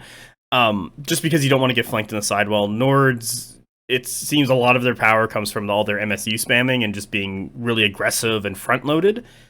Just to get a lot of their work done, while it seems like a lot of players tend to want to play Nords like players play 100 Kingdoms, Bit of Spires, Dwegs, like those factions, and it doesn't work because they play differently because they're a different faction. My experience is a little limited, but what I think with Nords is when you're learning a game like Conquest, very early on, you learn that things die when they fight. Like, the game is violent and you will sustain casualties. And in some players, pretty often in new ones, they will build this kind of like, oh, I don't want to commit too hard here because my stuff will die if I commit too hard. That's what's happened in previous games. And in Nords, you have to take space so aggressively and use that like early momentum. Like, yeah, your troops are going to die, but they're independent, they're self-sufficient, they don't need interlocking buffs, they will just fight by themselves in the order that you tell them. You've got to really engage with that bloody mindedness to maximize how Nords play. And new to intermediate players will often be like, oh, I don't know, it feels pretty bad to do that. I'm not confident enough yet. That's the closest thing holding back Nords at the moment. More people need to play Nords. I think as a general kind of observation about wargamers in general is there's a tendency toward a conservative mindset with expending pieces, and Nords just doesn't want to do that. So it is different just to play, with how you're even looking at a game in general. And I think that definitely throws off, I think you said, early to intermediate players, because it doesn't lend itself toward the conservative nature. And Conquest as a game, you mentioned things die rather rapidly. There's not a ton of things that are super, durable in the game as a whole. It's kind of a departure from, if you're coming from like a Games Workshop game where you've got like 87 saves and buckets of dice and or things coming back. Like, we don't have any of that. So having a hyper aggressive faction in a game that is already quite brutal is just a kind of a mindset departure as a general statement. I think that throws people off. Yeah. Yeah. I tell people that I introduced to the game, like, I'm sure I've made this joke many times in the past and I'm going to do it again, but like, I tell them, like, your boys aren't coming home, like, everybody dies. Damn. You can't be sentimental about it. Yeah, you can't think about the families of your troops, like. You should, though. No, I want to touch on what Robert said. Sorry. Rob made a really, really good point about Nords. He summed it up very well. One of the things I think that people don't realize about the faction is that they are an aggressive faction, but being aggressive in Conquest still means you have to protect your pieces. And they piece trade better than anybody else. I don't know if a chess analogy is going to work super well here, but think of Nords as a faction that trades their 2 rooks for 2 more knights and 2 more bishops. You have slightly less powerful pieces, but you keep trading them off, and at the end of the game, you just have more pieces. And they're all dangerous. And as the late game occurs, you just have these highly mobile units, especially Fenrir, that are extremely killy with not very much on the board that can deal with them anymore. And they just kind of run around and kill whatever they want. Your guys are going to die, but everybody's guys are going to die. So when you're costed for offense, like Nords are, you're going to have an advantage. But you do have to play to it, and you still have to, set up to countercharge. You can't just, vanguard in your raiders and then double march them and then charge with them and then have nothing to back them up. That's not going to kill things. Yeah, I learned that one firsthand. Yeah. Yeah. To wrap up, what's good with Conquest? I think we went through everyone except for myself. I really appreciate Parabellum's kind of commitment to the community. Truthfully, like, they're very open. They're always talking in their Discord. They're always like, I know Leandros is always replying to emails for rules. Like, we got that Deverata chat. I know a ton of you guys post stuff, and we have some other people in the BonkTable Discord, or you pick up stuff from the international Discord. Like, I'm really happy with Parabellum's interest and growth in their own community with their game. The happy hour is usually coming out once a quarter, or sometimes even like a little after, a little before. Really good, drives a lot of engagement. People like to see all that stuff, and it just kind of gets everyone excited to play the game. So I really like that. Yeah, I'll second that. After, like, I've lost confidence in other game companies, it's refreshing to interact, or like, well, to first of all, to even have like interaction and engagement from Parabellum, because yeah, used to it not being that the case.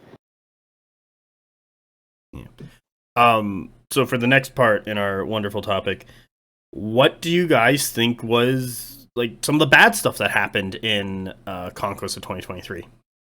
Liam, you're up.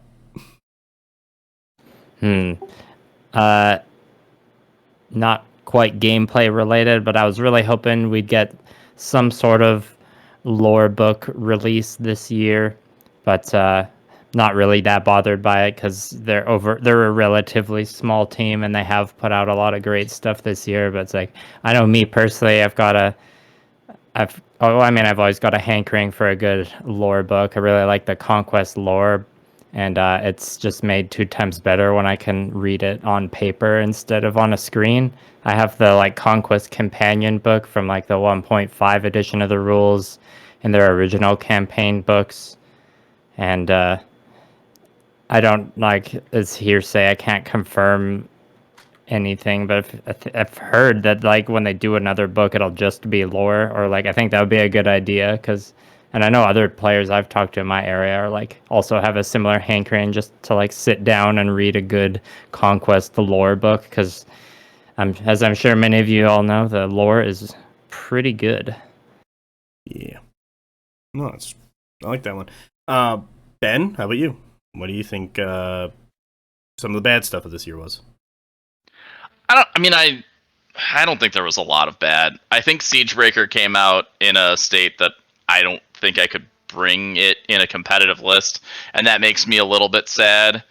I think we've had a couple other releases. I think Ironclad came out a little bit stronger than he probably should have, but for the most part, I don't have a lot of bad to say. The tournament app, like adding tournament creation to the app. I mean, the app was a thing that came out this year, which is crazy to think. And it's grown a lot. And the tournament part of it has some crash issues. But I think my biggest bad is just that 8 attacks is not enough for a heavy monster, and I love the model so much that it really bums me out that I just can't get myself to use it competitively at the moment. Yeah, there's times where I look at it, I'm like, yeah, I don't care. Like, this is more of a meat shield than like something that's gonna kill high armor and harden and stuff like that. Like, this is not a Dwayne killer. This is just a meat shield. Aaron. Yeah. What is some of the bad stuff in Conquest for you this or last year? I mean, like I think it's like the others have said, like it's hard to say. Like from a personal point of view, there were some models that came out I didn't like. Now that's always, I'm not saying that's bad because that's always going to happen. I don't really like the Eidolon model in City States. It's not at all what I thought it would look like, and that really upset me because I really wanted to play the Eidolon. But yeah, really, I think it's been a really positive year. Though I think Ben did touch on the app, and I will say that the army building app, fantastic. The tournament side of the app, we moved over to it for LGT. It's not necessarily ready yet, I don't think, for kind of large events for the community. But I mean that they're working actively, and it's going to be improved. So I think in that sense, that's also kind of a positive there. I'm really excited in the future for when we have like an official Parabellum like ranking system, like from the app, where people can go on and see like where they rank. And we haven't even mentioned worlds. You know what's bad about it, Ass, is that I can't try and qualify for worlds this year because I'll have a small child. And that's bad. They should have done it last year. That's my negative. Yeah. For sure, Worlds wasn't a thing last year. Exactly, I know. They should have started a year early for me specifically. That's what it was. Don't you play with Drew and just turn your small child into an Apex Predator or like a Tauntaur or something? Just put your child on the base. Be like, done. It would probably be easier to transport a small child on a plane to Greece than it would to be to transport 2 Tauntaurs. I'll tell you that. Yeah, don't. If they ever ask you the question, is it hollow? The answer is no. Yeah. No, it is not. I've heard horror stories of airport security taking a saw and cutting open models. Yeah, not to my knowledge. Robert, what are some things that you think in Parabellum maybe dropped the ball a little bit on, or could improve a little more? What are your thoughts? You've actually just reminded me of an airport security anecdote that I'll have to tell at a later date. But so 2 things I'll mention in terms of 2023. The first is, some people have mentioned the tournament side of the Army app.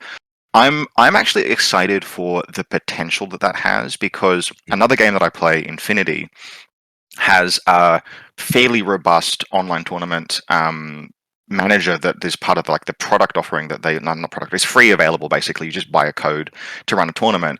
And the reason why that's particularly important is that basically every official event goes through that, and it is a huge repository of data that the company uses for just keeping an eye on the game, balance passes, etc. Playtesting communities are really, really good and super valuable. And when you have access to like particularly expert playtesters, that's excellent as a resource. But there's no substitute for just thousands of games played with lists and results that are reported. And Corpus Belli, the company that makes Infinity, has a super robust data set that they've built over time. And the possibility of Conquest going the same direction is awesome, but the app did not launch the tournament function in a usable state. And my personal experience was we ran a local event and hit a hard, like someone had to drop in round 2, and that just bricked it. You could not proceed to round 3. The app didn't work. We had to just do everything by paper. We couldn't finish the event, and that sucks because the potential of that thing is excellent, and launching in that state has turned us off of using it locally, and I wish that wasn't the case. Otherwise, on a personal note, I feel like the Old Dominion release schedule this year. Do you know the "please, we literally just want healthcare" meme? Old Dominion feels like the "please, we literally just want mainstays." Don't release another heavy kit. Oh, you released another heavy restricted kit. Okay, cool. Please release any other of the mainstay units that you haven't put out yet. I'm begging you. Well, didn't you see the artwork of the Legionnaires? Like, there's hundreds of thousands of them. Just like every Old Dominion player has to buy hundreds of thousands of Legionnaires to play their faction. So many. What 2.0 did to Legionnaires was dirty. Yeah, no, they're like, I'm gonna assume you listened to the OD problem episode, and it's just like we talk about, like, Old Dominion is forced to play with Legionnaires, and they're not good, and it is a tax, and it sucks. Yeah. I was going to say we had a similar issue with the app, but we didn't have somebody drop. We had 2 old Dominion players go to time and draw the first round. So the tournament app then, every single round would pair them against each other because they were the only 2 players with a draw. And we were like, "Oh god, this is such a nightmare." I think they fixed that now. I think they've sorted that, but that was a real. They fixed the crash that we ran into as well. That was in the patch notes for the app, like 2 weeks good. after we played that event. But it's still the experience meant that the TO hasn't wanted to go back to it. And Longshanks is great. I mean, for what it is, Longshanks works fine too. Yeah. But I am glad to hear that they are fixing these issues and bugs so that it is better in the future. Yeah, it's like a big deal that we even have an app that'll do something like this for free in the first place. Yeah. Apex. You know what I'm going to ask you. I'm going to plug here that as far as data goes, I'm still waiting for you to build a BonkTable webpage with a list repository as part of your BonkTable content empire, and I think we should all peer pressure you into that. Go on. So on my, I'm going to say that I think the tournament scenario packet was a little bit of a disappointment, and I think it launched a little bit kind of half-baked. A lot of the scenarios have verbiage problems with how the scoring's supposed to work in them, or labeling issues. There's some weird discrepancies with the core rules that have come up, like being able to a single unit theoretically being able to score multiple elements. Then the core rules say you can't do that. That to me, I think is kind of one area where it felt like it needed maybe a little more time and maybe a couple more passes of just, like QA sort of stuff to make sure this was really clear on how it was supposed to work. Yeah, I 100% agree with you on that one. I find there's a couple rules and like a few things here and there in general that could be like clarified and tidied up in another errata or like designer's commentary document like they released shortly after the second edition launch. Yeah, I think when I went through the scenario packet, I think it was fully half of them have at least some sort of like text issue with the wording of the rules. And I think some of them are still just kind of in limbo pending updates. And some of it's stuff like how it's supposed to work, so it shouldn't be that big of a deal. But also that's not what it says in the document, which is just kind of, I guess, a mild frustration. One of them was, it's the... Is it grind? Yeah, so the grind scenario 12.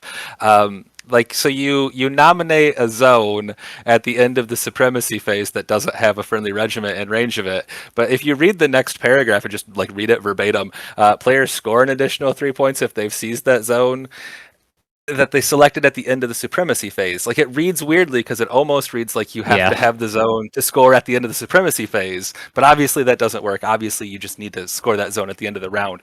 Just like the wording is really weird on some of them, and I think one of them references scoring turn 1 but doesn't specifically state you can, and the other one that does say that. So can you score turn 1? There's some odd ones. Yeah. There's actually, I believe, two of them have warlord kills, and they don't have the clause of only one warlord per game, so 100 kingdoms get screwed over for having double warlord in those 2 scenarios. I want to say it's melee is one of them. I know it's melee. It's the other one. It's they were like carryovers. Like, they didn't go through the wording. They just copied and pasted into the tournament pack and adjusted the zones. It's head-to-head and melee. Yeah. Both do not specify once per game on the warlord kills. So, yeah. Yeah, so those ones are like, okay, everyone else has been updated. They said they weren't going to do this anymore, but these 2 scenarios still have it. So it's kind of like, what the fuck's going on? Maybe it's just 100 kingdoms tax. Oh, I'm sorry that I'm winning games. No, it's the action Dawn tax. I'm sorry. Cassandra, what do you think about bad things that happen in Conquest of 2023?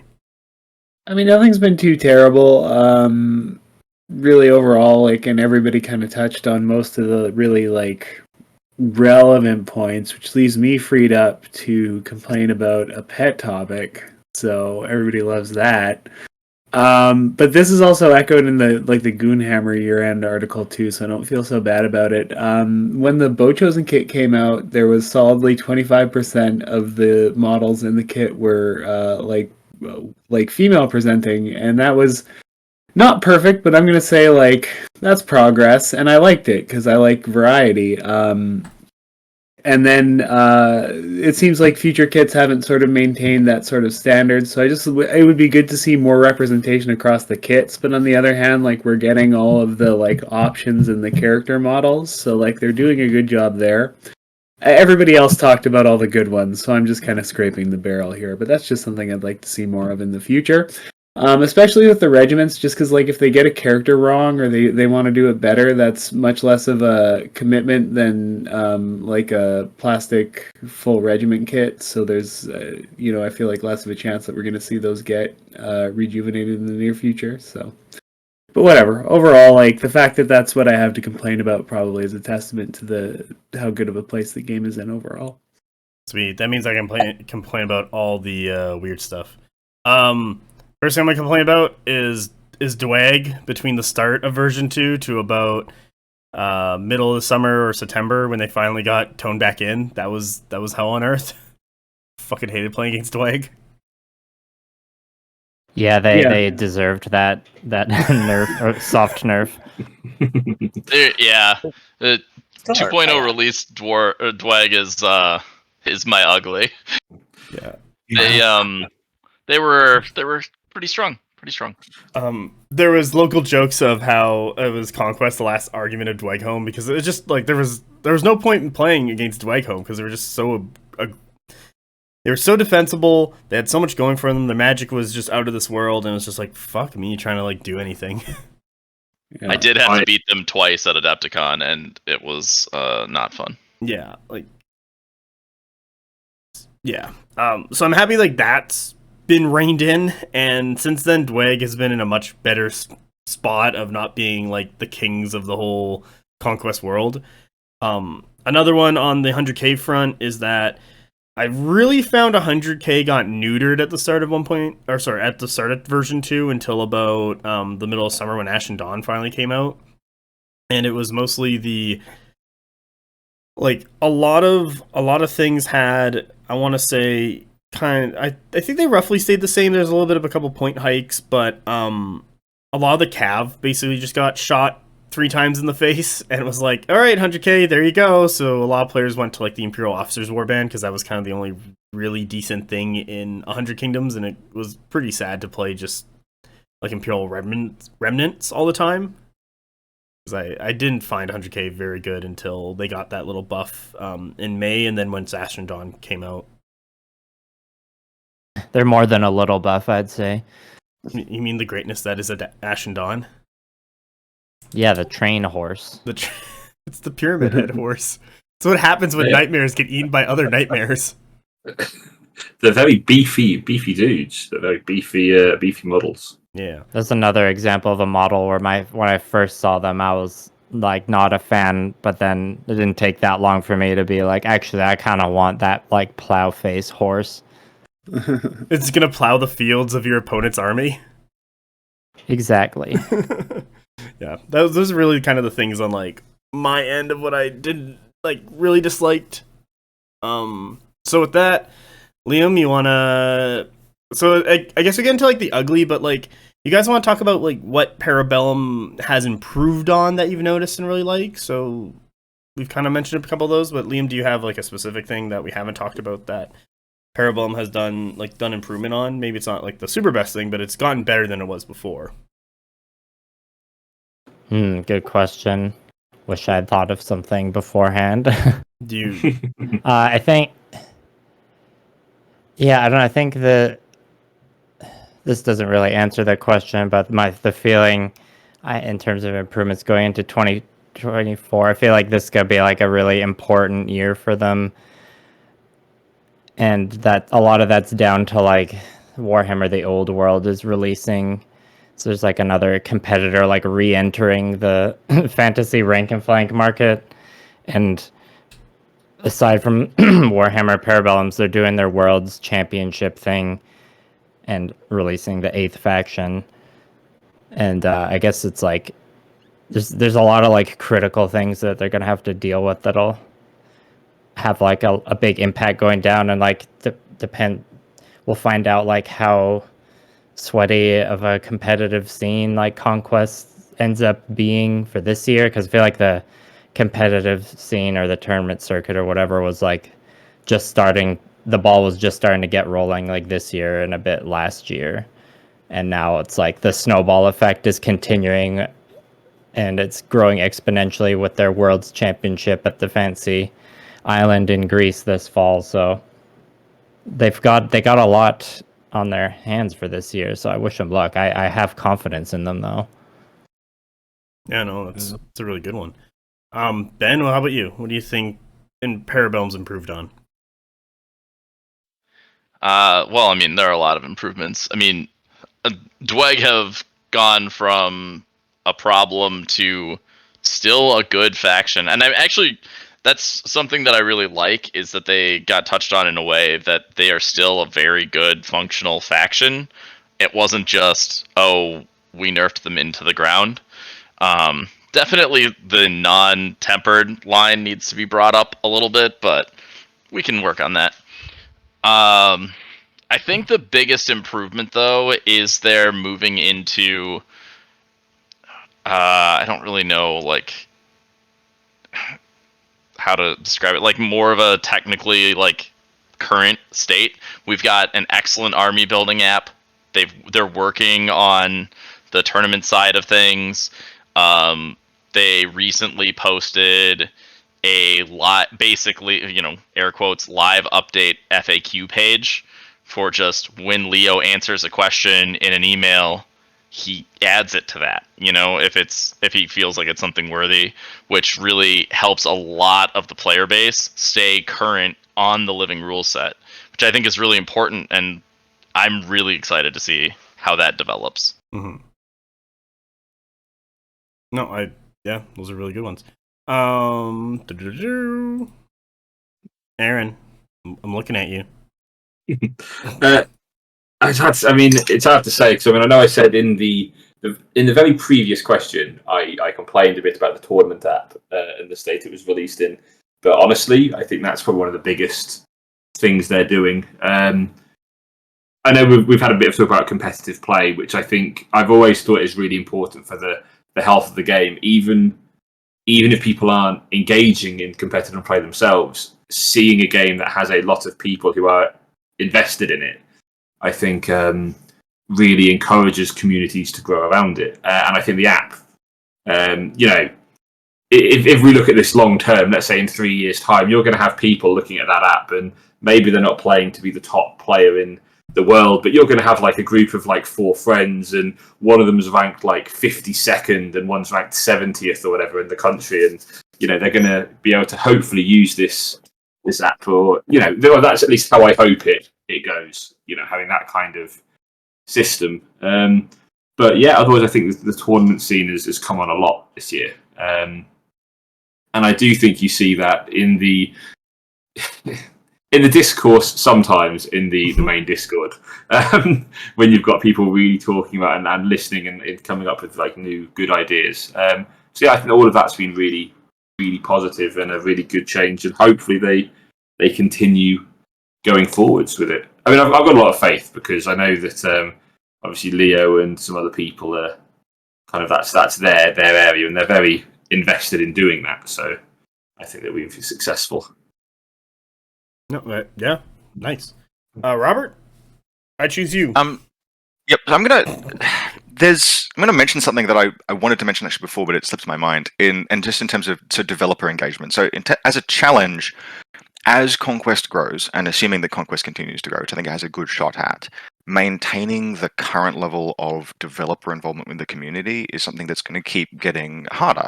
And I hope that they continue to manage that, because in particular, Leo, there's something about it's the like English as a second language. There's the way that Leo speaks, and it might just be him normally, or it might be part of the second language thing, but he communicates with this wonderful, it's like very intentional, polite positivity that I find just utterly charming, to the point where emails, just rules question emails, the way that he frames them are these little rays of sunshine that will get in my inbox occasionally. And sustaining that, right, being able to continue to do that over time as the community grows and the load on developers grows, I can only assume will be more difficult. So if they are able to maintain that as developers, that's something that would be really nice to see. Oh yeah, no, like, he is a very nice guy, and I enjoyed my conversation with him a while back. I think It was a really wonderful listen. Yeah, like I think it was in November, but I get comments about that where it's like, you guys closed out and then continued talking for another hour, and it's like, yeah, because we were having a good time. So no, I really like that, and I do hope he can either A, keep it up, or B, they have enough funding to increase staffing so that he can still maintain that and also have additional help. Like Reese is on the rules team now, and I get the feeling that he is finding his feet in terms of like voice with the community. And so good luck basically to him as well in developing that. Mm-hmm. Epic Chinchillas, you there? He's hiding. He's on mute. He's on mute. I accidentally muted myself. So I am kind of going to echo a couple of other folk in here. I'm really excited about the growth of the competitive scene. I've called it a kind of a scene in its infancy a few times, and I am also a competitive player at heart. So seeing that kind of grow, seeing kind of this idea of a worlds event and kind of an almost like a competitive season is really exciting for me. I'm kind of curious to see how the app turns out and what sort of data we have available to look at just as players. That will be exciting for me as well. But yeah, that's kind of where I'm excited about. I'm kind of curious to see how the whole qualifications go, what sort of scale we're looking at, how they balance updates around this sort of seasonal nature of the competitive scene. And I think, as was kind of mentioned, as far as seeing what other players are doing being a good way to get into a game. I think also when you have a game balanced for a good level of competitive play, that means it's balanced at every other level as well. And it's much easier to get into a game where you don't necessarily feel like you picked the wrong faction and now you're just effed until it gets updated. Which has happened in other games that I've been a part of. So I'm really excited about that. No, I do really like that one as well. Cassandra, you're up. Yeah, you keep picking me last, and then a bunch of smart people say all the good stuff. So. Well, because I know you have the hottest of takes, so get that hot take mill going. You need to rile up some controversy here. Yeah, this is a tough one. So this is just the improvement thing?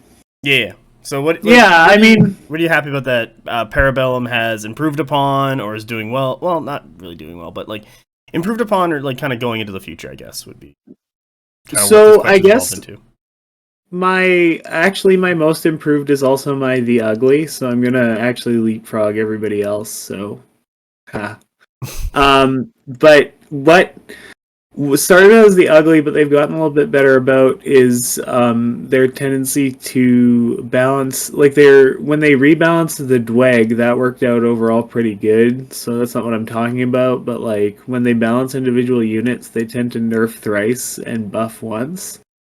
And they've gotten away from that, I feel like. So hopefully future balance adjustments are going to reflect that. But like if you look at what happened to a lot of units as they got touched previously, it was always like they did 3 things and then they were going to bring 2 back, but they only brought back 1 to sort of reinforce what I said previously. So I guess that's my the ugly this time around, as well as where I thought they've improved. No, that's really good. Yeah, I can tell you that with all like the horses from like version 1.15 to version 2 of 100 Kingdoms, like they basically shot them in the face 3 times with speed reduction, point cost increase, and like reduction in impact. So it's just kind of like, well, I love it. What else do I want to say? So for myself, stuff that they improved upon, it seems like they're like, there's always the comment I see a lot of like Parabellum needs a technical writer. So it seems like when new stuff is coming out, and has been reviewed upon, and it's like, hey, this needs to be updated. They do take that seriously and do the reviews and get that extra bit of technical writing in there to make it better. What I do like, but it's still fair that they should maybe do another pass over that whenever it's like rules or scenarios or whatever. What's another good one? You guys kind of like did a lot of good ones, so I'm kind of bummed here at the bottom. It's fine. So yeah, I'm just gonna choose that so I can be lazy. But my next big question. You heard it here. Mass is the bottom. No. I stack everyone else on my shoulders, because if everyone else is doing better, that means it's fine. Bottom coded. Shut the fuck. So my next question to all of you guys is more personal. So what is something that you've seen improved upon yourselves in your Conquest career? So that could be about your channel, or your content you've produced, your gameplay, or like your painting abilities, your model assembly, or any stuff, like any of that stuff that's you've done with Conquest. Liam, it's always you to start.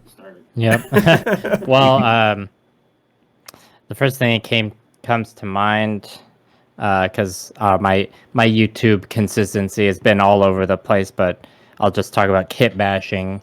Because initially when I was getting into Conquest, I didn't think I would do that much kit bashing. I'd be just like focus my kit bashing energy on my Gunpla models, but I've done so many retinue kit bashes this year.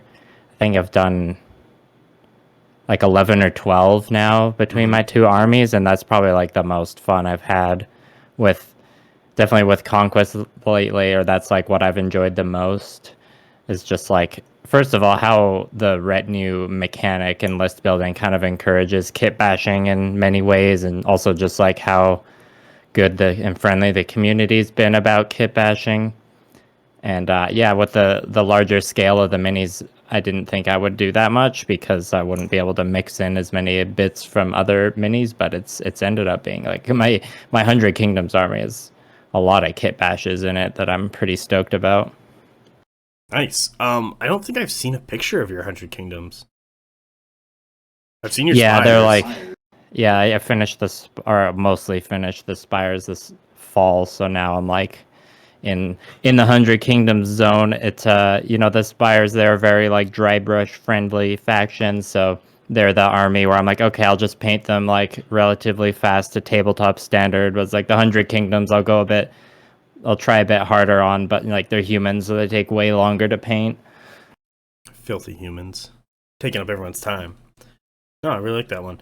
Ben, how about you? What is something you've improved upon in your Conquest career or profession, either personally or on your channel or anything like that? Well, I don't know. That's hard to say. I feel like I've gotten better over the year playing Conquest because I've been testing a lot more with more competitive players, as opposed to mostly just like playing locally and then showing up to a GT and seeing what happened.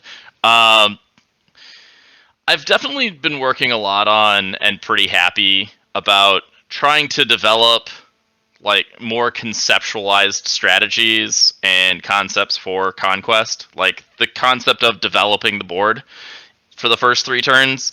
Yeah, technically models are on the table that can do damage to other things, but that shouldn't be your goal.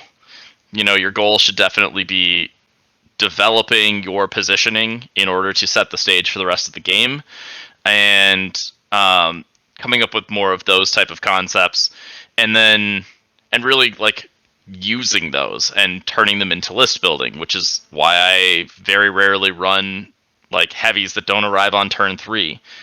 Either, multiple flank ones plus like one non-flank one, things like that. Mm-hmm.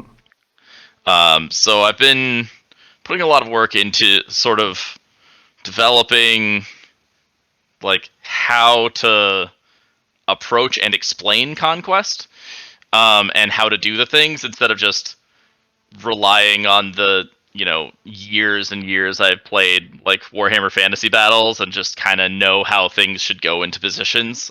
So I've been working really hard on figuring out how to explain that to people so that I can help other people learn it too. No, and don't get me wrong, I really appreciate that you're doing that higher end level of like conquest development and teaching, because it just makes people better, and I think everyone likes getting better. The vast majority of people. Yeah. Just like Aaron, who's now going to tell us about the thing he's improved on in his conquest career. I think for me this year the big thing was James and I starting our podcast, because it's not it's not something I've ever done, or I believe James had done previously, and I don't know, because I played War Machine a lot before I played Conquest, and I always loved listening to podcasts. I always thought I could do a podcast, and obviously never did. Like I'm sure most people do who are listening to this as well. So yeah, I think, and then on top of that, a lot of my kind of vanguarding this year, the two big events were helping out at the UK Games Expo, which was on the Parabellum store, which was really great experience over in Birmingham, and then also helping kind of organise the LGT, or the London Grand Tournament Conquest this year, and yeah, they both went really well, and they were great fun. So I think for me this year, it's been a lot more kind of either content wise, with the podcast, or vanguarding organisation, because I've not got better at playing the game. I am not good this year. That's my aim for next year, is to be less bad. My next one. Well, you got to build a community so you have players to actually play into to get good.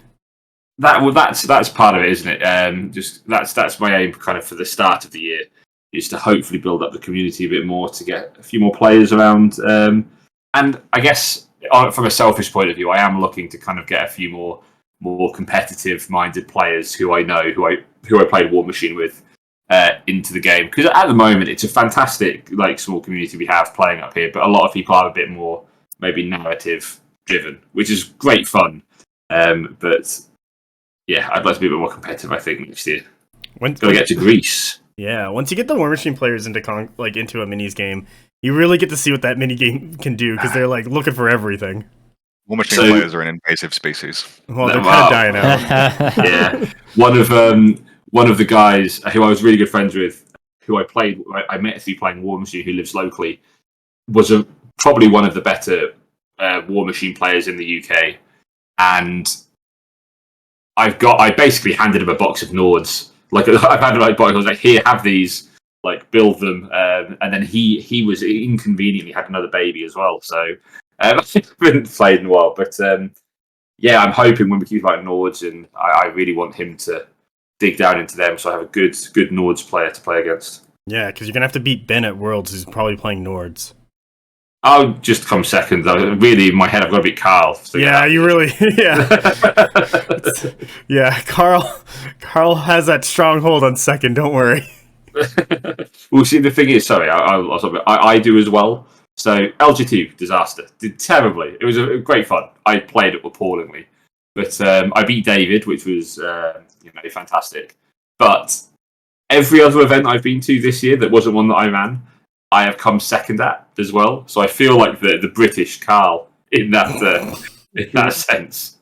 Call you British Carl from now on. I think that'd be upsetting to Carl. Oh, there is only one Carl. There is. Yeah, he is lukewarm. Robert, tell me about stuff that you've improved upon personally in this year of Conquest.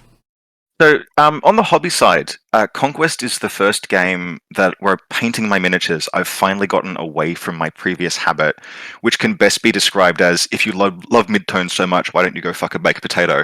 And I'm actually putting color and saturation and things that armies that I think look pretty, which is a real deviation from me, because historically it's been brown is real.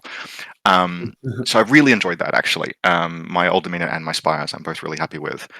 from a play side, 2023 feels like the year I'm not at a point yet where, like Ben, I can't elucidate things as well or like conceptualize and put the game into concepts in the way that Ben can yet.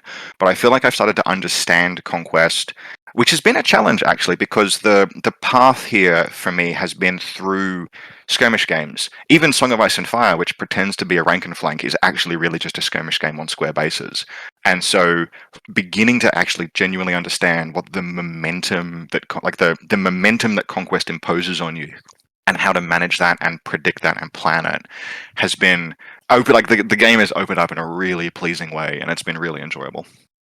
Oh, I'm glad to hear. And yeah, I think I was talking to Leandros about this. Like, there is a lot of depth in Conquest, but it was kind of like, okay, here's the baseline of it, and then like digging into it and just finding it all is now starting to be a thing. And like, I'm really happy that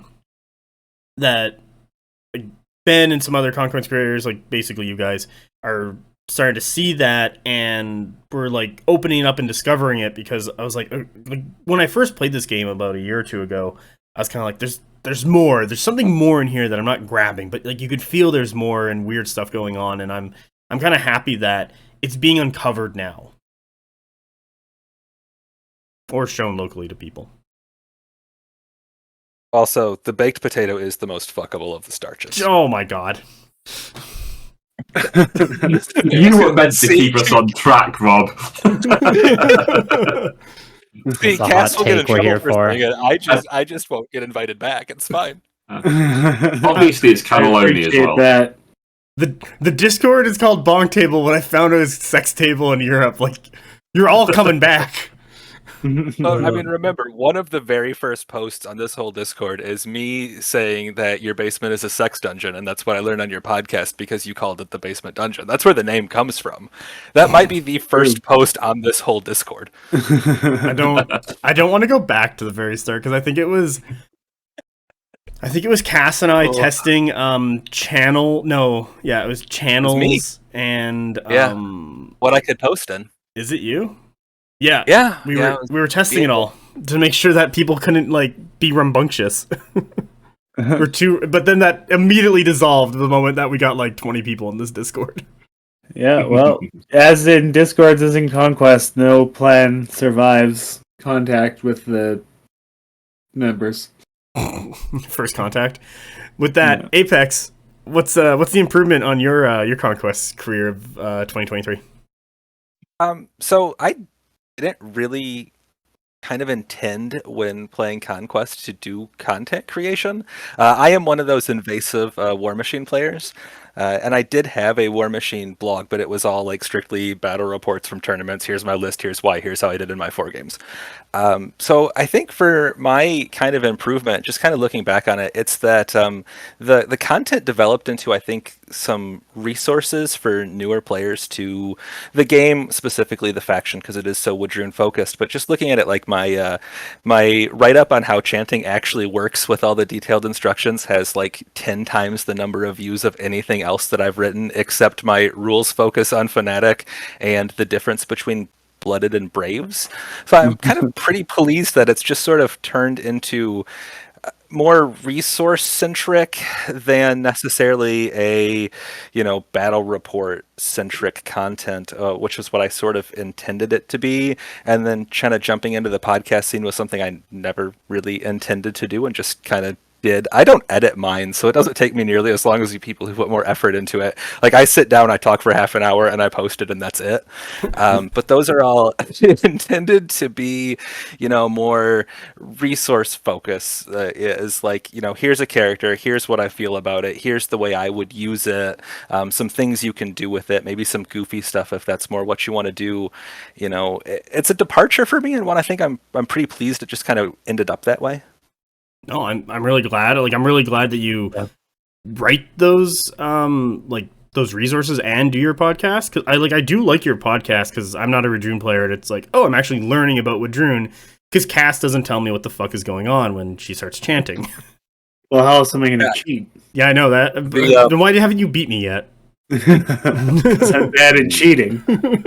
One of the topics I'm looking at for an actual podcast is doing a full episode on chanting, and that one I think I'm going to have to like write an outline and not just go off the cuff, and it might end up being well longer than half an hour just to get through it all, because I think that's one of the biggest questions, because the Wadroon chant mechanic is kind of one of the more unusual ones in the game in general, just how it works, how complicated it is, and the bonuses you get from it being as strong as they are. There's a lot of, I think, questions, especially on newer players, on how it works. Am I doing it correctly? This feels better or worse than it should. So that's kind of one of the things I'm looking at. But that might be a long episode, especially with Fnatic, because Fnatic is a very odd rule when you read it versus what it actually does. With the extra token not being necessary to get to tier 3 like it used to be prior to version 2, I still think throws a lot of people off. So it's on the radar. I just accept whatever the Wadroon player's telling me. I'm like, okay, yeah. All right, cool. Note to self, cheat all the time against Mass if we end up playing, which I hope we will. I think there's a few of us that are planning on being at Adepticon, so that'll be nice to meet everybody. And it is only like a 10-hour drive for me to visit Winnipeg. Oh, sweet. It's only a 10-hour... No, it's a 12-hour drive to get to Chicago. Yeah, I'm a little bit further west than Chicago, so it's a little bit closer for me to get to Winnipeg. So that's something like is actually doable, because a 10-hour drive by Midwest standards is a doable thing. Yeah. And I'm sure the people from not the Midwest part of North America are thinking, who the hell drives 10 hours for anything? But hey, it's a thing here. Well, I drove 13 to get to Calgary and played Liam first round. That was sweet. Yeah, it's long road trips, very much a Canadian thing too. Yeah. Yeah. Yeah, Canada's basically just like the Midwest, just with more moose. I always I'm joke. probably with Midwest North America. I mean, you guys are jokingly virtually refer. Midwest. I always jokingly refer to my province as Diet Texas, but Canada is just kind of Diet America. It is. Yeah, every province and big city I feel like has a U.S. equivalent. What's Winnipeg's? Is it really Detroit? Detroit. It's Detroit. 100%. Really? It was popular. It's like if it was Detroit- a good city for like 80 years and then it just died. Yeah. Yeah, if Detroit was way harder, it'd be Winnipeg. Yeah. Like, take the guns away from Detroit and just give them knives, and it's the same thing. Yeah, up the hardness level, and you get Winnipeg. Just this is probably not a great story for the podcast, but just to give you an idea of the commitment to knife fighting that this city has, my partner saw somebody get macheted in front of her outside of her old apartment. Aaron, we talked about this. We did, yeah. That sounds like the town near me as well, though ours is probably much smaller. Yeah, there is a knife problem here. So yeah, and Vancouver is LA, Toronto, New York. Toronto is much nicer than New York. It probably is. I agree. They both have the I don't know. I shouldn't editorialize on cities, but they have. I feel like they both have the cool city, but the people type vibes. Yeah, I think that's just cities. Yeah, capital cities. I know Toronto's not the capital, is it? But it basically is for everyone else. Tell them in Canada. But yeah, honestly, Neither is New York. No, of course not. So yeah, you're right. They're exactly the same. But basically, yeah, big cities. People are awful. Okay, Cass. Iqaluit. What American city is Iqaluit? Do you even know what that city is? Yes. Don't be rude. All right. I don't know. Probably Anchorage or something. Yeah, probably right. They're Canadian being rude. You guys heard it here first. I'm pretty rude about it. You're rude, but it's okay because you say sorry afterward. Yeah, we actually can't be. I believe there's a law where we can't actually be admissible by guilt for saying sorry after we do something bad to people.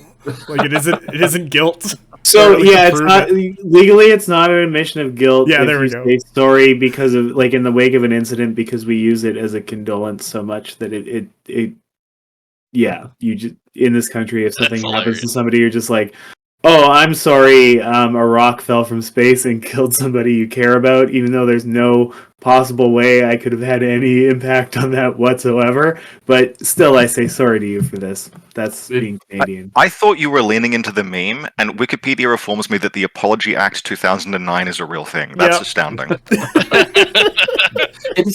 That makes so much sense though, because it's really crappy. Like in the UK, if you're in like a car accident, you just have to be a dick when you get out because you can't say sorry. Because even if it's entirely their fault, and you get out and say, "Oh, I'm really sorry, you all right?" Immediately, your fault. That's what's going to happen. So you've got to get out and be like, "Oh, is everyone okay?" Oh, you army bugger! Why'd you cut me off?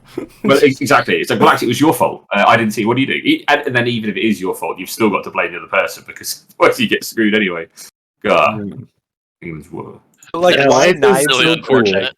Sorry. I heard knives and that was it. Yeah, so why knives in Winnipeg? Like, We don't have enough gun money ownership for in Canada guns. is like a reasonable thing, right? We're too poor for guns, okay? No, it's just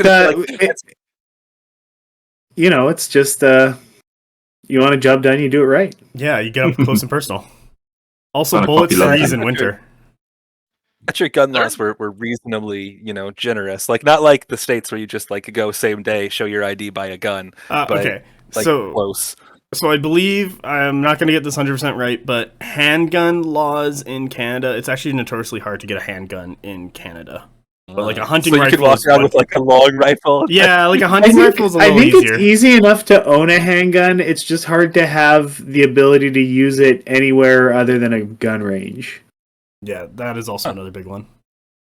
Yeah, like they get 'Cause I capped don't at know. gun ranges, right?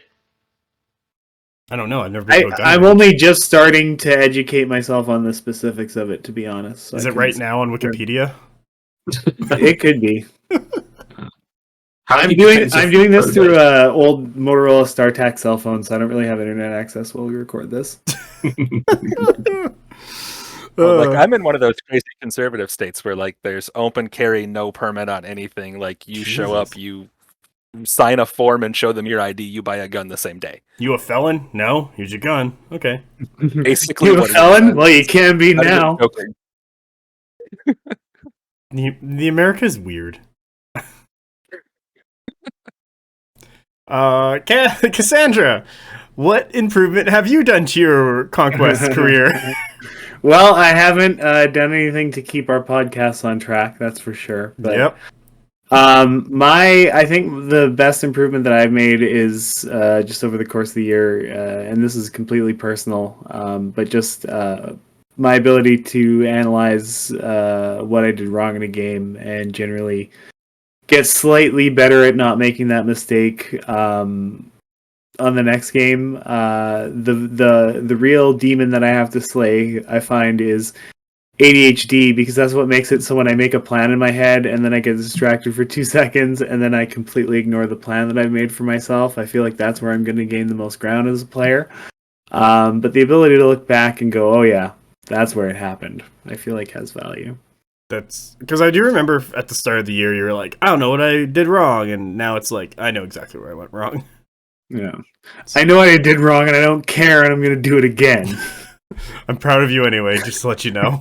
Well, I appreciate that. Yeah, I am for myself for improvements. It would kind of be, I guess, like where we're at right now. Like, I did not expect a year ago to be running a YouTube channel, running a podcast, running I guess a Discord, and then having a bunch of other insightful content creators on here and recording this episode. Like, I did not see this at all. Like, originally I was just kind of like, well, people are saying weird stuff in the international Discord. I'm just gonna make battle reports because also it seems like it'll be fun and I'll get better at games because I don't play that much. And somehow I'm here, trying to make this work amongst all of you people. It's a cool little community, man. Well done. Thanks. Well, friends don't let friends go into the rules channel of the main Discord. Oh God.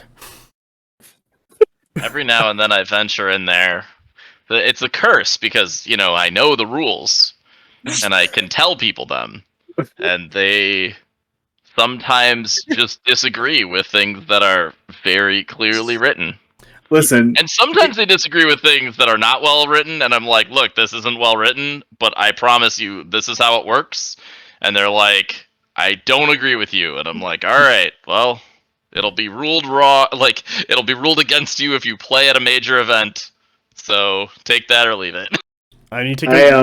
Oh, hold on. I need to get art commissioned of Lukewarm Carl as the Doomslayer, and it's just fighting off all the conquest rules as he tries and sorts everyone out. Because man, that guy goes hard in that channel every once in a while. you well, are all. Sorry, He go works ahead. out a lot, and he gets bored between sets, so he just decides to go to war. So he's bored and full of pre-workout. Yep. This is the Doom soundtrack going. I am. So you're all misunderstanding the rules channel. It's not for discussing the rules of the game. It's for posting stuff that rules. And so once you have that attitude going into it, you realize that everything they're posting is fine and it makes sense for the channel's intended purpose. So I have gone into that rules channel on occasion and posted something wrong so I would get a correct answer. Like, just obviously wrong. Just to get the correct answer. Because I'm like, I can't wait for this. Someone angry will come by and tell me what's wrong with it.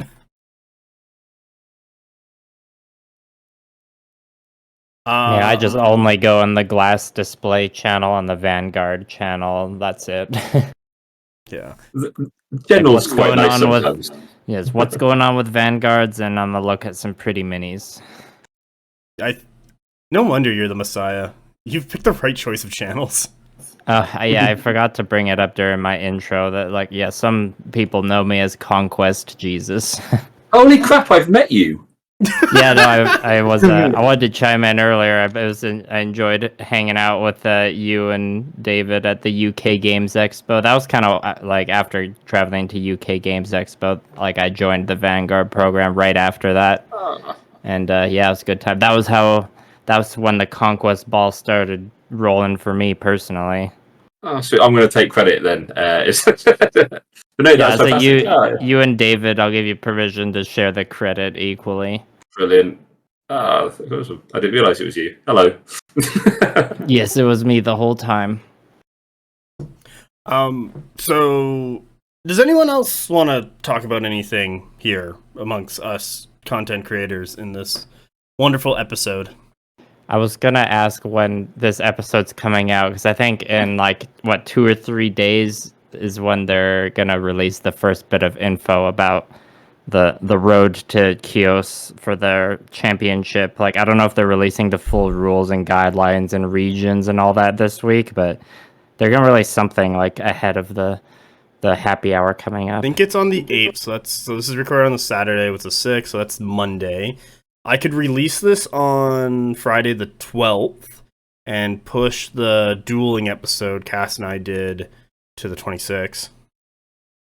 Well, just I was saying our predictions about the we didn't have too many predictions about it in this episode. But Well, yeah, it's because everyone's under NDA. by the time this episode comes out, there'll be some more info about the championship, which I'm holding off on planning some of my local organized play stuff because I'm not sure what the whole qualifier situation is gonna be like. I'm curious to see it. I'll probably give it a read, or I don't know how it's going to come out, but I feel like it's just going to be a document. I'll give it a read. It'll be awkward if I qualify for it because I can't afford a plane ticket to Greece.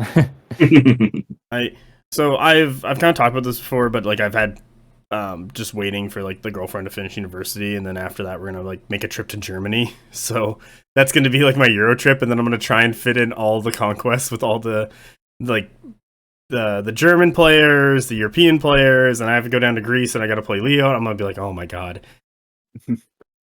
Hope your girlfriend plays Conquest. Well, she is gonna be now when she's done university. Yeah, Nice. how are you going to transport your army? Transporting your army overseas does sound like a giant pain in the ass. It sucks. So how do you do it? That's always one of my questions. How do you transport an army overseas? Hope there's someone where you're going that has an army you can borrow. Yeah, I was gonna say I didn't bring my army. I just borrowed David's spires. You take the Uber to the game store and you buy the glue first. Make sure you build in some extra time. Honestly, that's my plan for Vegas. Like, I have a 7.5-hour flight. That's about a. It actually is. I think Greece is closer. How? It's on the very east coast, so yeah, it's probably pretty close. Yeah, it's pretty close. It's I don't know how my army is gonna make it. I'm not bringing my Founders exclusives though. I'm definitely bringing my regular Lineage Highborn and a Foot Pharaohmancer that it's gonna be a brute. I was going to say, definitely, I wouldn't. You're probably okay with 100 Kingdoms, to be honest. The Knights would probably travel okay. And if you can get them on carry-on, so that's what we used to do with War Machine a lot, is we try and make sure we could get most of the models on in our carry-on rather than checking them. But like, I wouldn't take a Tontor abroad. It just wouldn't happen. And that's what I mean. Like, I got a Tontor and a Drum Beast in my list right now. Like, that does not sound like it would travel. I would be buying asking a seat. Yeah, buy a seat.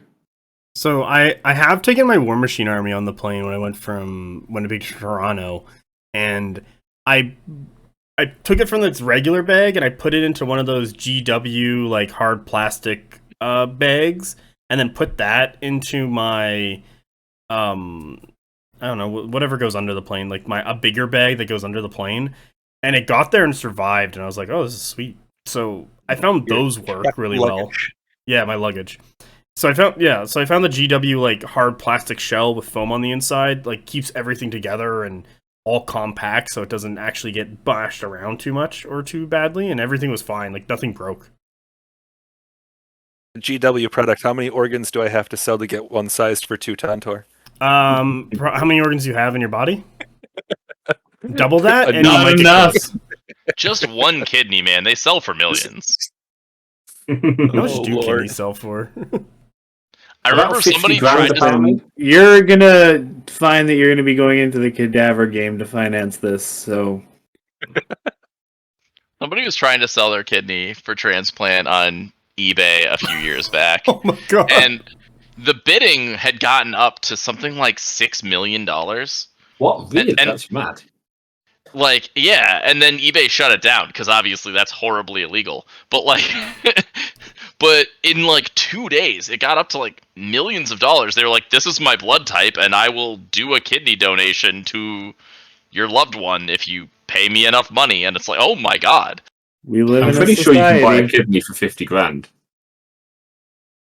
I mean, Like a trouser. Yeah, No, so not if it's legally. going on eBay for only a few thousand, like you stand to save a couple bucks there from the sound of it. So why wouldn't you bid if you needed a kidney? yeah, I mean, I don't know why people are paying this much for kidneys. Like, what, 6 bags of ice costs maybe $12.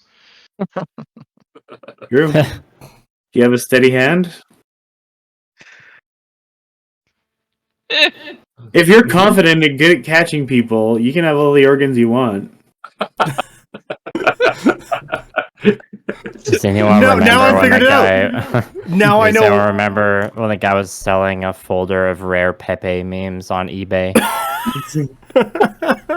Did it go Wow. for a lot? No, Was it like a I printed missed folder? It got really high, and it also got shut down by eBay Ah, because there's just a Rare. folder of PNGs. Rare Pepe memes.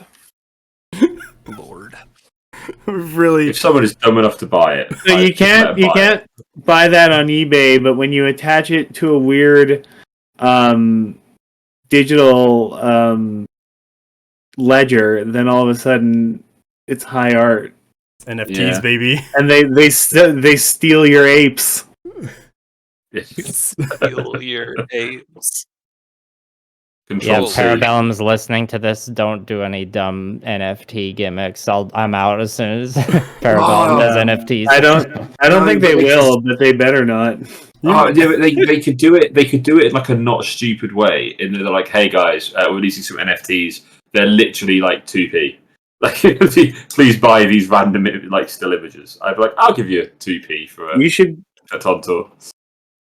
No, you should be able to buy NFT data sheets for your army that are better than the ones that are in the PDF, and then that's a those good you use. can buy and sell.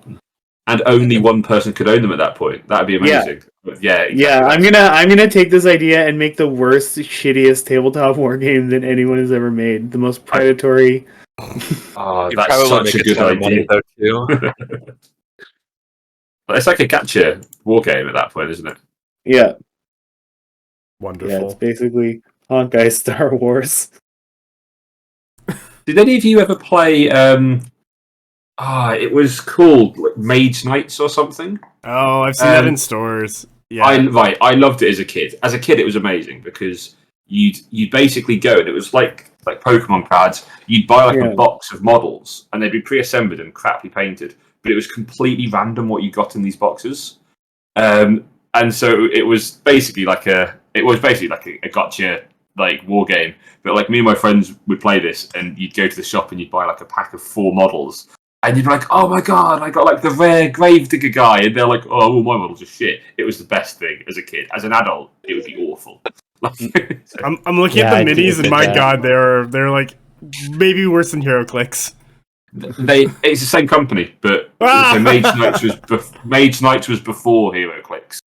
Was it? I thought HeroClix were like earlier. No, Mage Knights was old. I think they tried to re-release it. Yeah, because the original Mage Knights is old. Okay, because I have a Mage Knight board game from like 2011. Yeah, I can show my age here. So Mage Knight came out about 2 years before HeroClix did. They because of the game, they pushed pretty hard to get the license for superheroes.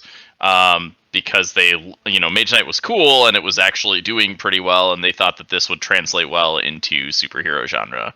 So they did that, and then hilariously, HeroClix just killed Mage Knight because it was a very similar game, and HeroClix is better and also had Superman. So, so then they re-released Mage Knight as a board game, in the 2010s. Because they still had the rules for it, and they were like, well, maybe if it's just kind of a self-contained thing. But HeroClix, hilariously, because Upper Deck owned all the licenses for Marvel and DC Comics to make collectibles for, they very cleverly found a loophole in the intellectual property law to make a specific license for collectible randomized miniatures. So it's just like the most the most specific license ever, so that they could actually get it and get around Upper Deck owning the blanket license for both comic companies. I didn't know that. Oh, here we go. I found it. HeroScape. I remember getting this as a kid and playing it. HeroScape, that's a good one. That's a Hasbro game. Yeah. I was like, man, I remember showing this to some buddies, and they're like, "Oh, you want to get into HeroClix?" I'm like, "No, HeroScape is way better." But also, this game was actually fun. It kind of died, and supposedly has a good underground scene going for it. Whenever I read up about it. Yeah, I remember we found some old kits back when I owned a game store. We found some old kits just in storage, and I looked them up on eBay, and they were going for 4 times retail. Mm-hmm. Because it was 8 or 10 years after nobody had been producing the game anymore. Yeah. It came out in 2007. Yeah. Man, I would kind of go back and play this game. You can 3D print tiles. Hope so. It's not fucking. It looks really cool. While we're talking about other games, I wanted to hear if anyone has any thoughts on Warhammer the Old World and how it relates to Conquest, because I've been with if you go on YouTube or social media right now, the embargo dates are lifting for everyone who got early copies of the Old World, so now I'm just seeing a ton of it, and I'm lots of Conquest players probably have an old Warhammer Fantasy army in the closet, or used to play it back in the day. Yeah, so I don't really understand why they're doing it all Forge World. That seems Some's like metal. a recipe for disaster. So some of it is metal as well. Ooh. Right, I have a really what Games Workshop. Sorry, my answer to this, because I've been banging on about this all day. I think what's going to happen, because I would love for it to do well. I love the old world. I love Warhammer Fantasy. I'd love for it to be successful. What I think will happen is they're going to release these models. They are crappy 30-year-old, 20-year-old sculpts of models that they're now selling for a modern price of £40, £50 a box. People are going to go. There's going to be a bit of a hype. People are going to buy it, realise it's all crap. The rules probably won't be great because it's Games Workshop, but it might be because it's a specialist game studio. But what I think will happen is people are going to realise they can just 3D print the models. So people are going to 3D print them. They're not going to sell many because they're 30 years old and there are like no new sculpts. And then Games Workshop are not going to support it because they're not making any money from it. And I think it will die. And unfortunately, that's my thought on how it will go. Though I would love for it to do well. My very cynical take on it was that the decision making for like not making new models and re-releasing these really ancient, sometimes wretched sculpts at very high prices is basically so they can say to these people who have been harping on for however many years Age of Sigmar has been a thing that look, no one wants this, it doesn't work when it doesn't sell well because it just doesn't seem set up to sell well. No. Yeah. Sorry, go on. No, sorry, go ahead. I was just really quick. Do any of you remember the announcement, the original announcement of it, where they were like, "Hey guys, we're doing Old World. Here's a picture of a Kislev guy on a polar bear, and here's some cool Kislev stuff." And then that all disappeared. Like they were like, "Hey, they're here's not this reproducing Kislev." Yeah, exactly. It's like your entire announcement is irrelevant, right? You showed us a render of a polar bear. That was cool. I'd love that, but no. You get crappy metal 90s models. That's what you get.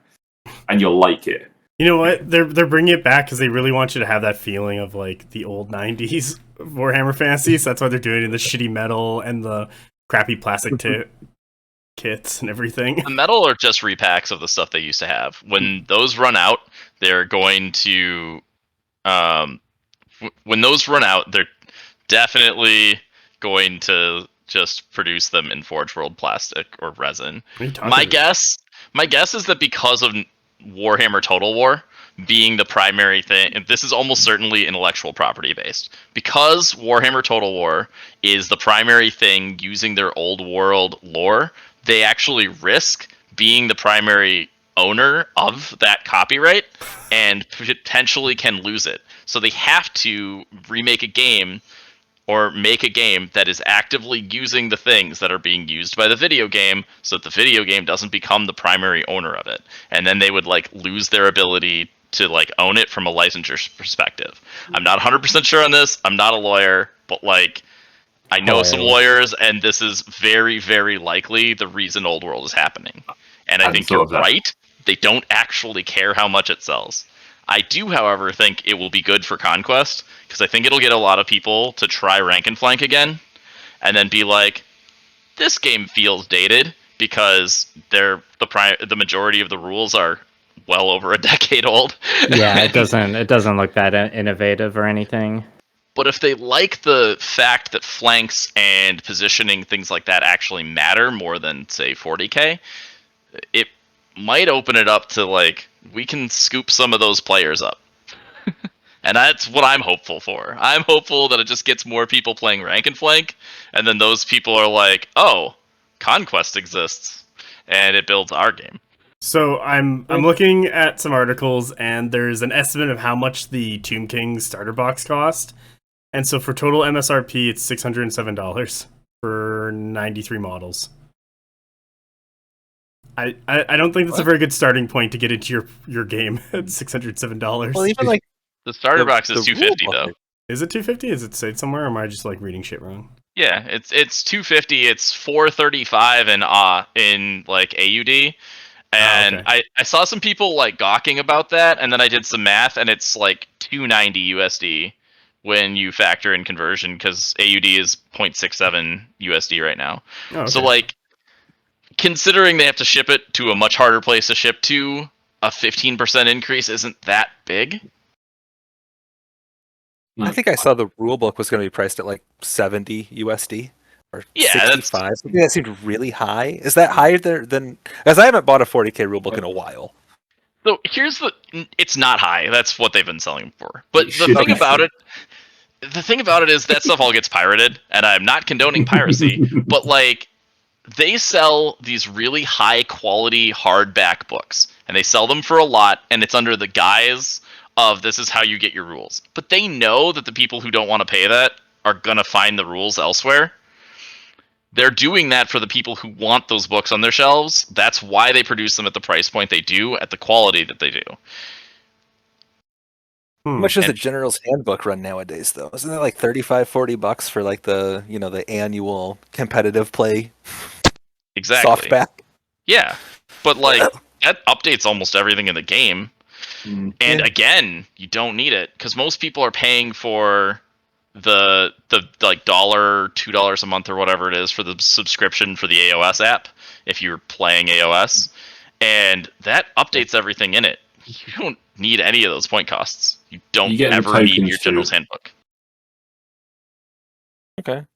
I was gonna say I think as Games Workshop games go, Age of Sigmar I think actually has quite a good cadence of releases, and I don't mind the General's Handbook. It's not cheap, I guess, but I guess with Wargaming it's pretty cheap, I guess. But that's you get a lot of tokens and stuff with it as well, so that's okay. Well, and Wargaming is an expensive hobby. Like, if you're into Wargaming, like, you've just already decided you're willing to spend probably way unreasonable amounts of money doing this. I think the one thing I'm looking forward to is, so I'm sure we've all seen this in the main Discord, when every so often a random person will pop up and be like, oh, this game's really expensive. It's far more expensive than Warhammer. And you're like, well, look, it's not cheap, mate, but it's probably not more expensive than Warhammer. Like, I've got a Genestealer cult army on my shelves there. That cost a good point of like 800 quid. That was bloody expensive. And I'm looking forward to that now with Old World, when they're like, oh, yeah, this is expensive. It's probably comparable, to be honest, to Conquest. I mean, I'm not sure exactly what the numbers will work out as.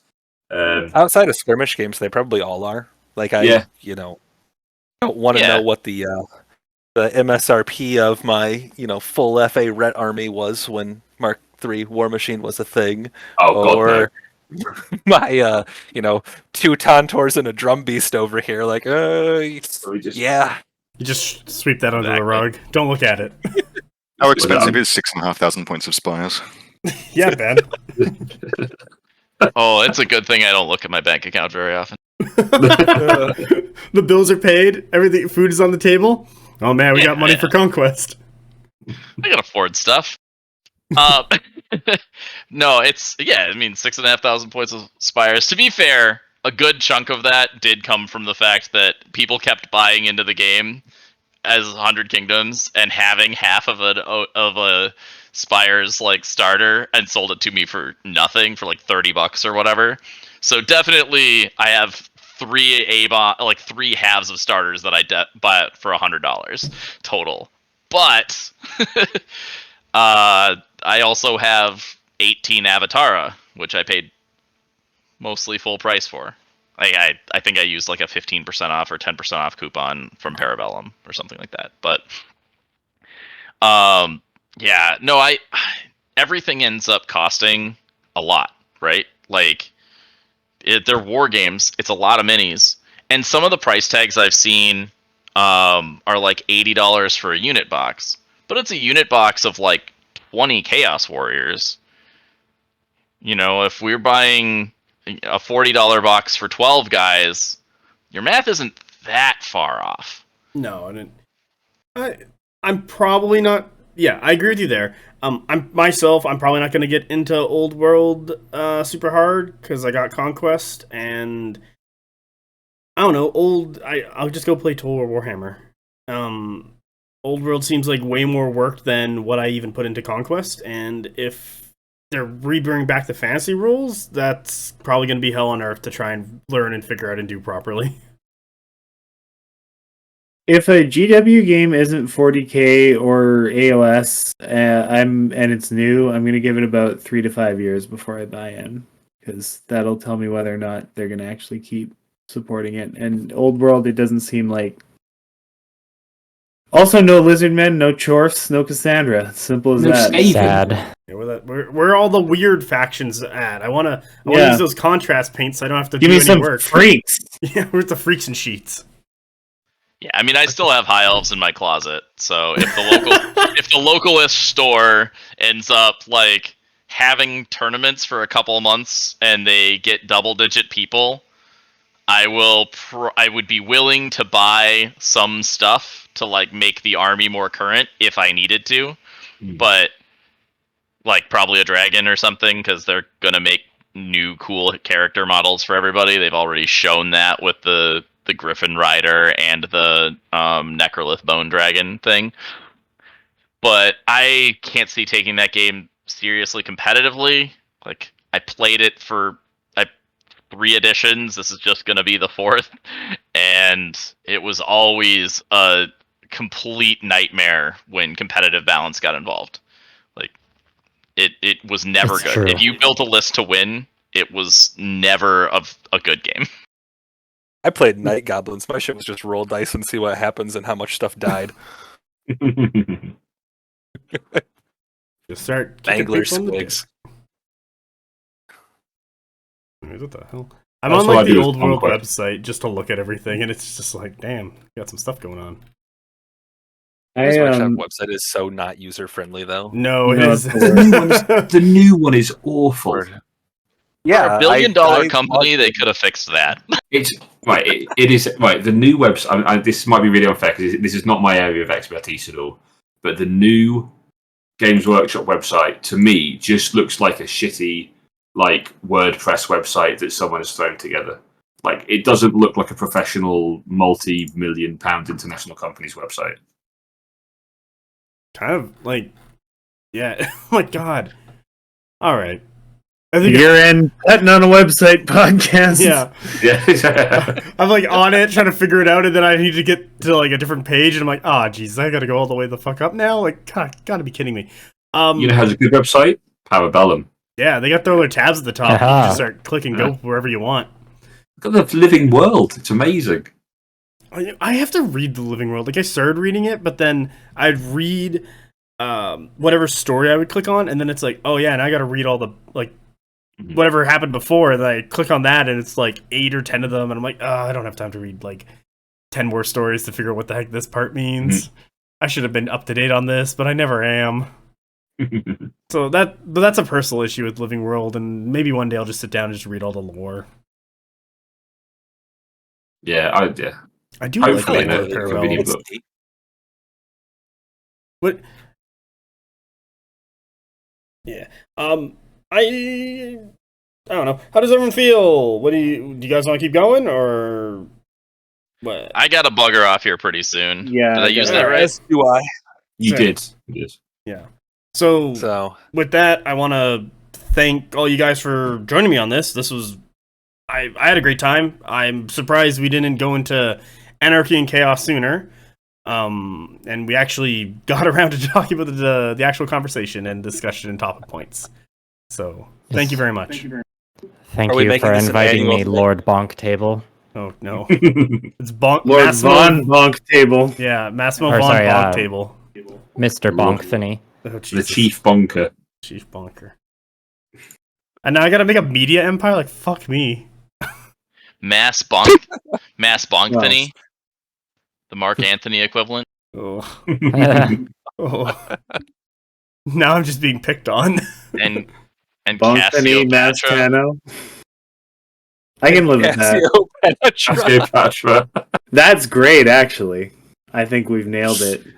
Just wait for the Egyptian themed faction to come out, and it's done. Well, there's the Embassy of the East spoiler character in the next kit or whatever, like OP kit or whatever it is. Oh, of course there is. Yeah. yeah, for some unknown faction. That was a surprise to see.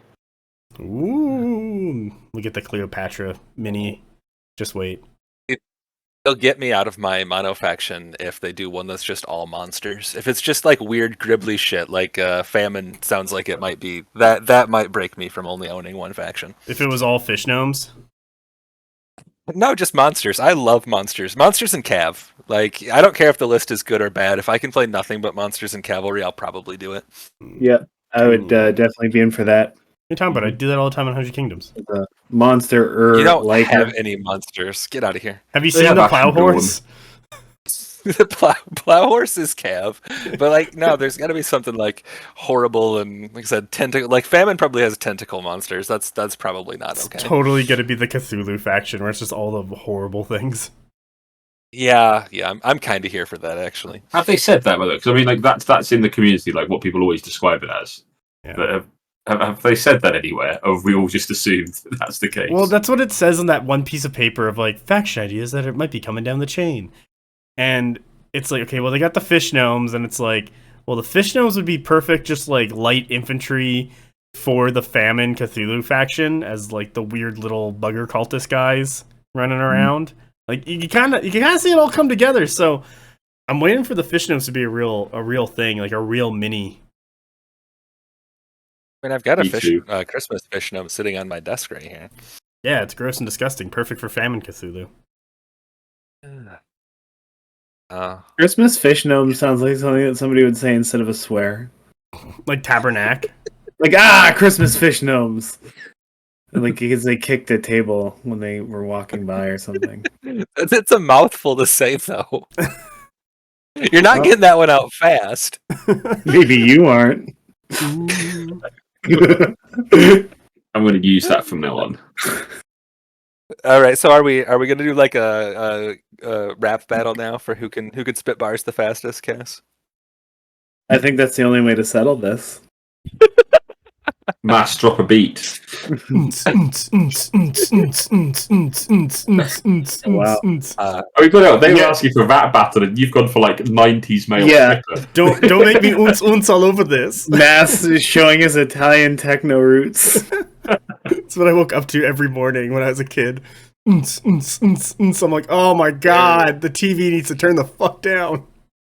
There It's is like, a video somewhere of me and a couple of buddies drunk at somebody's birthday party rapping Watsky. So we'll just leave it at that. All right. Love to see it. Do you guys want to plug yourselves? Always. It's- Conquest Jesus Liam, plug yourself. Yes. Millennial Model Mayhem on YouTube. On Instagram, it's M.M.Mayhem. And on Twitter, it's M_M_Mayhem.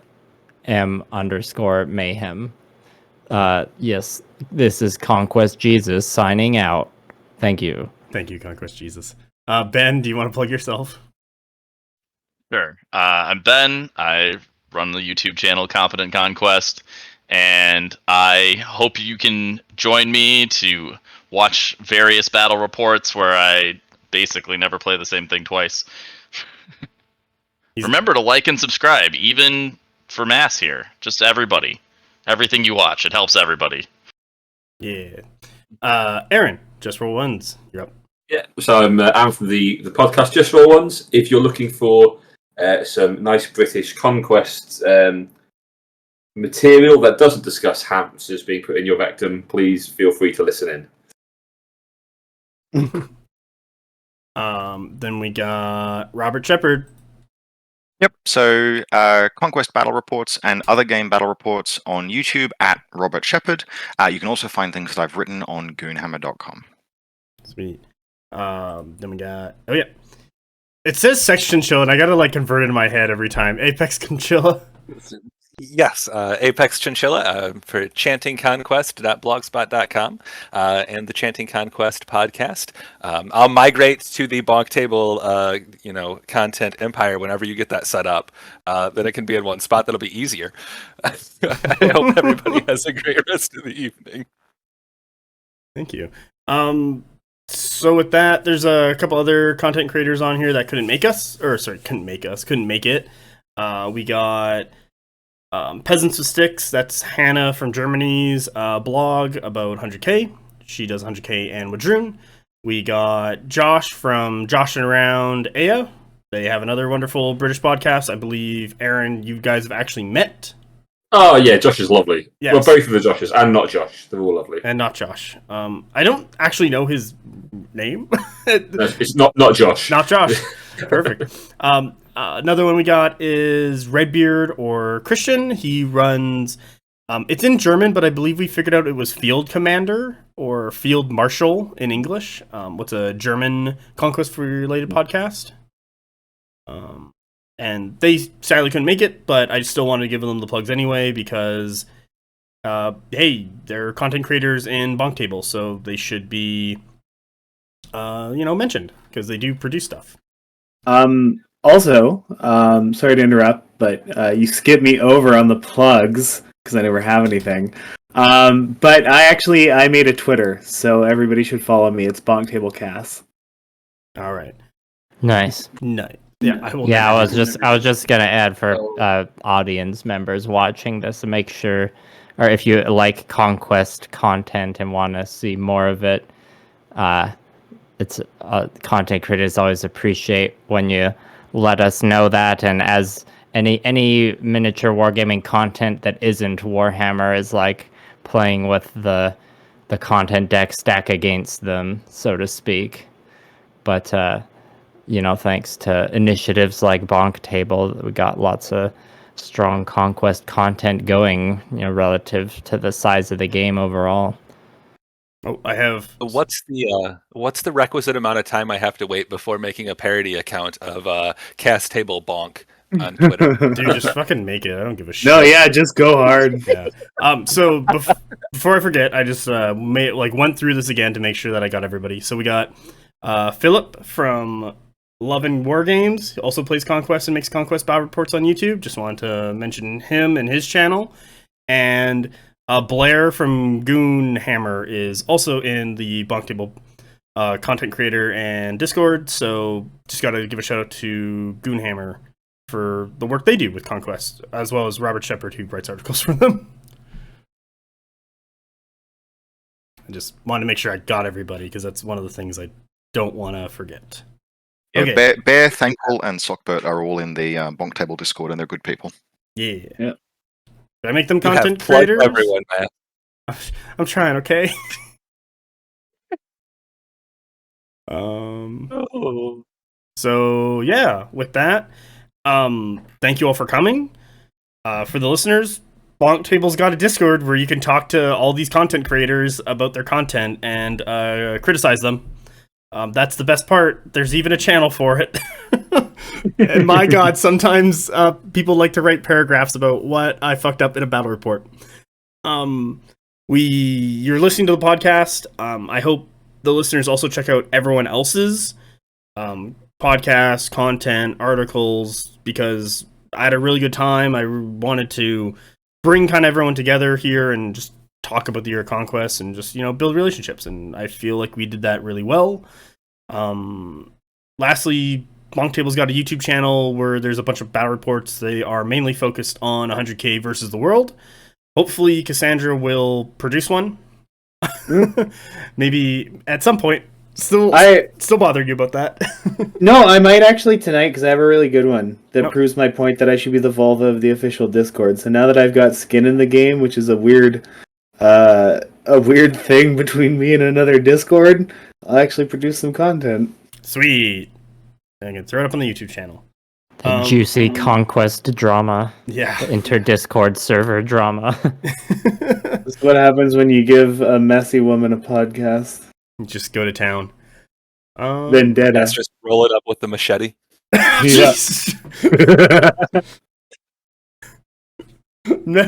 Yeah, Winnipeg, the Detroit of Canada. So for you guys, just shoot me a link, or not, I guess put your deets in the podcasters channel so I can make sure they're all in the description so I don't forget that. And it's also in one place so I can just go copy and paste. That'd be really sweet from all you guys who joined us tonight. And I wish everyone a good day. Yeah, have a great evening, everybody. Bye, everyone. Everybody. That's my line. Bye.